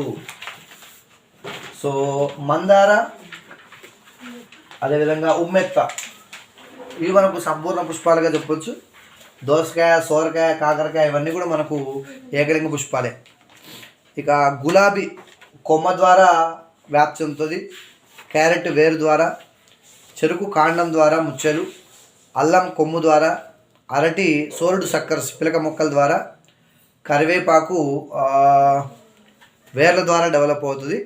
సో ఇక్కడ మొదటి 5 వాక్యాలు మనకు సరైనవే. 1 2 3 4 5 ద కరెక్ట్ ఆన్సర్. కింది వాటిలో మానవ హక్కు కానిది. సో మానవ హక్కులు 4 ఉంటాయి మనకు: జీవించే హక్కు, అభివృద్ధి హక్కు, భాగస్వామ్య హక్కు, ఇంకా పరిరక్షింపబడే హక్కు. సో మత స్వాతంత్ర హక్కు అనేది రాజ్యాంగంలో ఉన్నటువంటి ప్రాథమిక హక్కే కానీ మానవ హక్కు కాదు. బంగాళదుంపలు కన్నుల ద్వారా, రణపాల మొక్కలు కోరకి భవనం పత్రపు మొగ్గల ద్వారా, మల్లి జాజి అంటు తొక్కడం ద్వారా, మామిడి గులాబీ అంటు కట్టడం ద్వారా డెవలప్ అవుతాయి. సో మొదటి 2 వాక్యాలు కరెక్ట్, 2 వాక్యాలు తప్పు. నెక్స్ట్, ప్రపంచమంతటా రోజుకు 27 జాతులు అంతరించిపోతున్నాయి. ఇది కరెక్ట్ వాక్యం. మరి నెమళ్ళు సాలెపురుగులు తింటాయి, తప్పిది.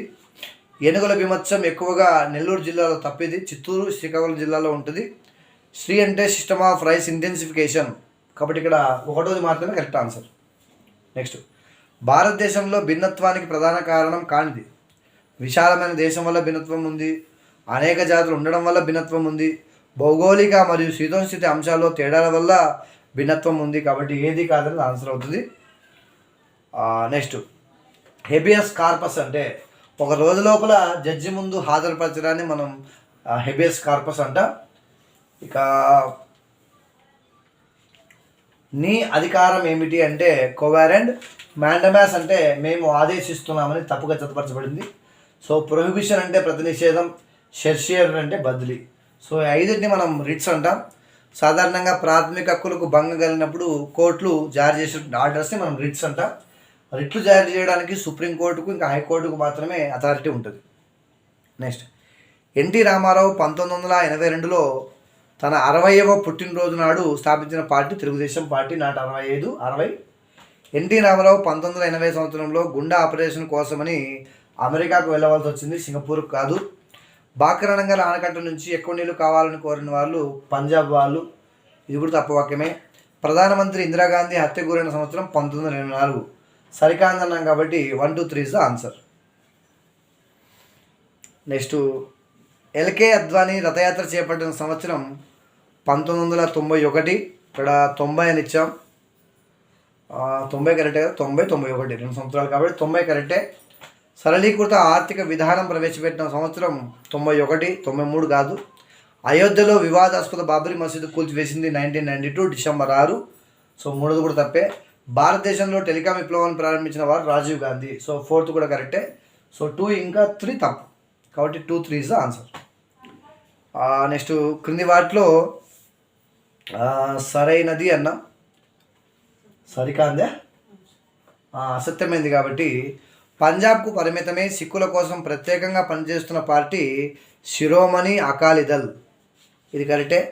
రాజ్యాంగం ప్రకారం రాష్ట్రంలో రాష్ట్రపతి పాలన విధించడానికి దోహదం చేసే ఆర్టికల్ 356.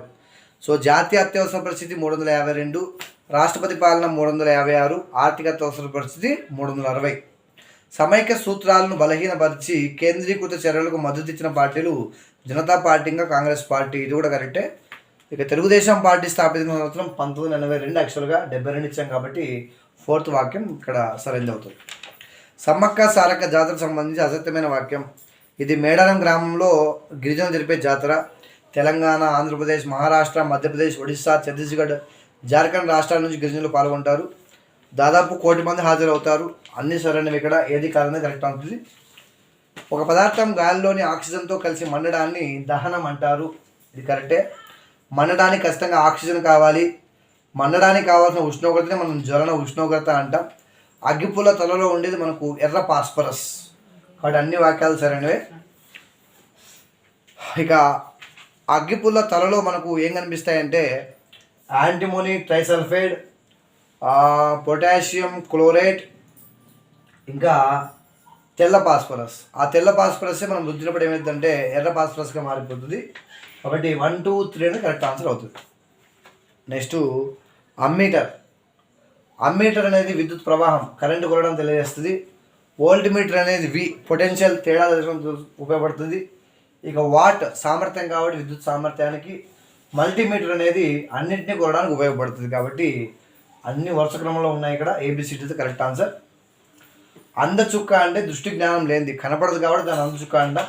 పచ్చ చుక్క అంటే మంచి దృష్టి కలిగినది, అందుకే దాన్ని మనం పచ్చ చుక్క అంటాం. దీర్ఘదృష్టి గల వారిలో ప్రతిబింబం నేత్ర పటలానికి వెనక ఏర్పడుతుంది. దీర్ఘదృష్టి అంటే వెనక, హస్వదృష్టి అంటే ముందు, కరెక్టే. మరి దండాలు 125 మిలియన్లు ఉంటాయి, కరెక్టే. దండాలు ఉండడం వల్లే మనం చీకట్లు చూడగలుగుతున్నాం, కాబట్టి అన్ని సరైన వాక్యాలే. జీవన వ్యయాన్ని లెక్కించడానికి ధరల సూచికను ఉపయోగిస్తారు. సో జీవన వ్యయం అంటే cost of living. So cost of living మనం చెప్పడానికి కన్జ్యూమర్ ప్రైస్ ఇండెక్స్ ఉపయోగిస్తారు ధరల సూచికను. కొనుగోలు శక్తి అంటే డబ్బు వాస్తవంగా తెచ్చే వస్తువుల సంఖ్య. సో ఫర్ ఎగ్జాంపుల్ ఇప్పుడు 10 రూపాయలకి ఎన్ని వస్తువులు వస్తున్నాయి, ఇప్పుడు ఒక 50 ఏళ్ళతో ఎన్ని వస్తాయి, కష్టంగా తక్కువ వస్తాయి. అంటే 10 రూపాయల యొక్క కొనుగోలు శక్తి ఏమవుతుంది, తగ్గుతుంది. ద్రవ్యోల్బణం అంటే ధరలో నిలకడైన పెరుగుదల. సో మనకి ఇన్ఫ్లేషన్ అంటే అదే కదా, ధరలో ఒకరోజు పెరిగిన పెరుగుదలని మనం ద్రవ్యోల్బణం చెప్పాం, నిలకడగా ఉన్న పెరుగుదలను మాత్రమే ద్రవ్యోల్బణం అంటాం. కాబట్టి ఏది కాదని ఆన్సర్ అవుతుంది. దండాయస్కాంతం స్వేచ్ఛగా వేలాడదీసినప్పుడు మాత్రమే ఉత్తర దక్షిణ దిక్కును సూచిస్తుంది, ఇది సరైన వాక్యమే. అయస్కాంతం ఆకర్షించే పదార్థాలు అయస్కాంత పదార్థాలు, ఇది కూడా కరెక్టే. అయస్కాంతం ఆకర్షించని పదార్థాలని అనయస్కాంత పదార్థాలు అంటారు, ఇది కూడా కరెక్టే. అయస్కాంతాలు అయస్కాంత ప్రేరణను కలిగిస్తాయి, ఇది కూడా మనకు సరైన వాక్యమే. సో అన్ని వాక్యాలు సరైనవి. ఇక కింది వాటిలో సరైనది కాదని అని చెప్పాం. సో భీమునిపట్నం విశాఖపట్నం జిల్లాలో ఉంటుంది. భారతదేశంలో మొట్టమొదటి మున్సిపాలిటీ చెన్నై, నాట్ భీమునిపట్నం. ఆంధ్రప్రదేశ్లో ఫస్ట్ మున్సిపాలిటీ అయితే భీమునిపట్నం. సో మేయర్, కార్పొరేటర్లు పరోక్షంగా మేయర్ని ఎన్నుకుంటారు. కౌన్సిలర్లు అయితే చైర్మన్ని పరోక్షంగా ఎన్నుకుంటారు. ఎంపీటీసీ సభ్యులు, మనకి ఎంపీటీసీ జెడ్పీటీసీ సభ్యులు ప్రత్యక్షంగా ఎన్నుకోబడతారు. ఇది కరెక్టే, ఇది కరెక్టే, ఇది కరెక్టే. కాబట్టి మొదటి వాక్యం తప్పు. జీవశాస్త్ర ప్రయోగశాలకు సారాయి, మైక్రోస్కోపు, అయోడిన్ కెమెరాలు కొనుగోలు చేశారు. వాటిని నమోదు చేయవలసిన రిజిస్టరు. సో సారాయిని మనం వాడుకుంటాం కాబట్టి వినియోగ రిజిస్టర్ పోతుంది. మైక్రోస్కోప్ శాశ్వతంగా ఉంటుంది కాబట్టి శాశ్వత రిజిస్టర్లో ఉంటుంది. తర్వాత అయోడిన్ వాడుకుంటాం కాబట్టి వినియోగ రిజిస్టర్ పోతుంది. మరి కెమెరా ఎక్కువ రోజులు వాడతాం కాబట్టి శాశ్వత వస్తువు రిజిస్టర్ అవుతుంది. సో 4th ఆప్షన్ ఇదే కరెక్ట్. ఒక ఉపాధ్యాయుడు అక్వేరియంలో చేపలు, ఏనుగు చార్టు, పులి వీడియో చూపిస్తూ జంతువుల్లో వైవిధ్యమైన పాఠం చెప్పాడు. సో అక్వేరియంలో చేపలను డైరెక్ట్గా చూస్తాడు కాబట్టి ప్రత్యక్షం. ఏనుగు చార్టు మనం గమనిస్తే అది పరోక్షంగా ఉంటుంది. సో పులి వీడియో కూడా మనకు పరోక్షమే అవుతుంది. సో ఫస్ట్ వాక్యం సరైంది. నాడి కనుక్కునే సాధనం అనే ప్రత్యామ్నాయ పరికరాన్ని మనం దేంతో తయారు చేయొచ్చు అంటే అగ్గిపుల్లతో తయారు చేయొచ్చు. సో సాధారణంగా అగ్గిపుల్ల మనం నాడి మీద పెట్టుకుంటే ఆ అగ్గిపుల్ల లేచి పడుతుంది కదా. సో మనం నాడి కనుక్కునే సాధనం అగ్గిపుల్లతో తయారు చేయొచ్చు. ఎడ్గార్డెల్ అనుభవ శంకులో క్లోజ్డ్ సర్క్యూట్ టెలివిజన్ ప్రదర్శనలు, టెలివిజన్ యొక్క స్థానం గమనిస్తే సో టీవీ అనేది మనకు సాధారణంగా 8th ప్లేస్లో కనిపిస్తుంది కదా. మరి చిత్రాల్లో మనకు 2 రకాల చిత్రాలు ఉంటాయి, మూకీ చిత్రాలు ఉంటాయి, శబ్ద చిత్రాలు ఉంటాయి. సో అందుకని మనం దృశ్యానికి ఆ పక్క ఈ పక్క వీటిని ఊహించుకుంటాం అనమాట. సో కాబట్టి క్యాసెట్, కలర్ ఫిల్ములు ఇంకా తప్పు కదా. చలనచిత్రాలు, శబ్దం, రంగులు ఇంకా ఓవర్ హెడ్ ప్రొజెక్టర్కు మధ్య మనం వీటిని గమనించవచ్చు. కాబట్టి 1 కరెక్ట్ ఆన్సర్ అవుతుంది, శబ్దము ఇంకా చిత్రానికి మధ్యలో. నెక్స్ట్ సామ్రాజ్యం యొక్క ఆవిర్భావం, ఒక వంశం ఎలా డెవలప్ అయింది ఇవన్నీ చెప్పాలంటే మనకు వంశావళి చార్ట్ ఉపయోగపడుతుంది. వ్యవస్థాక్రమ చార్ట్ అనేది ఒక వస్తువు ఎలా ఉత్పత్తి అయింది ఆ వరుస క్రమాన్ని చెప్పడానికి యూజ్ అవుతుంది. ఇక ఫ్లిప్ చార్ట్ అనేది విద్యార్థులు సేకరణ ఆసక్తిని పెంపొందించే చార్టు. స్ట్రీమ్ చార్ట్ అనేది మనకు ఫ్లో చార్ట్ని పోలి ఉంటుంది, వర్గీకరణను దీంట్లో బోధించవచ్చు. నెక్స్ట్ కింది వాటిలో మూల్యాంకనం యొక్క ప్రయోజనం కానిది. సో మూల్యాంకనం ఉపాధ్యాయ సంసిద్ధతను, బాధ్యతను తెలియజేస్తుంది, కరెక్టే. విద్యా ప్రణాళికను సరైన మార్గంలో అనుసరించడం తోడ్పడుతుంది, కరెక్టే. విద్యార్థుల్లో ఆశించిన ప్రవర్తన మార్పులను మాపనం చేయడానికి తోడ్పడదు, తప్పు కదా, తోడ్పడుతుంది. So 3 is the answer. పాఠశాల, సమాజం, తల్లిదండ్రులు మధ్య వారధిగా ఉండి సహకారాన్ని కొనసాగించడం తోడ్పడుతుంది, సరైన వాక్యమే. So 3 is the answer. విద్యార్థి తన పరిసరాల్లోని జీవుల పట్ల దయ కలిగి ఉండడం అనేది ఏ విద్యా ప్రమాణం. సో జీవుల్ని వాడు సరిగ్గా చూడగలం అనేది జీవ వైవిధ్యాన్ని అర్థం చేసుకోవడం కాబట్టి సౌందర్యాత్మక ప్రశంస ఇంకా జీవ వైవిధ్యం అనేది సరైన సమాధానం అవుతుంది.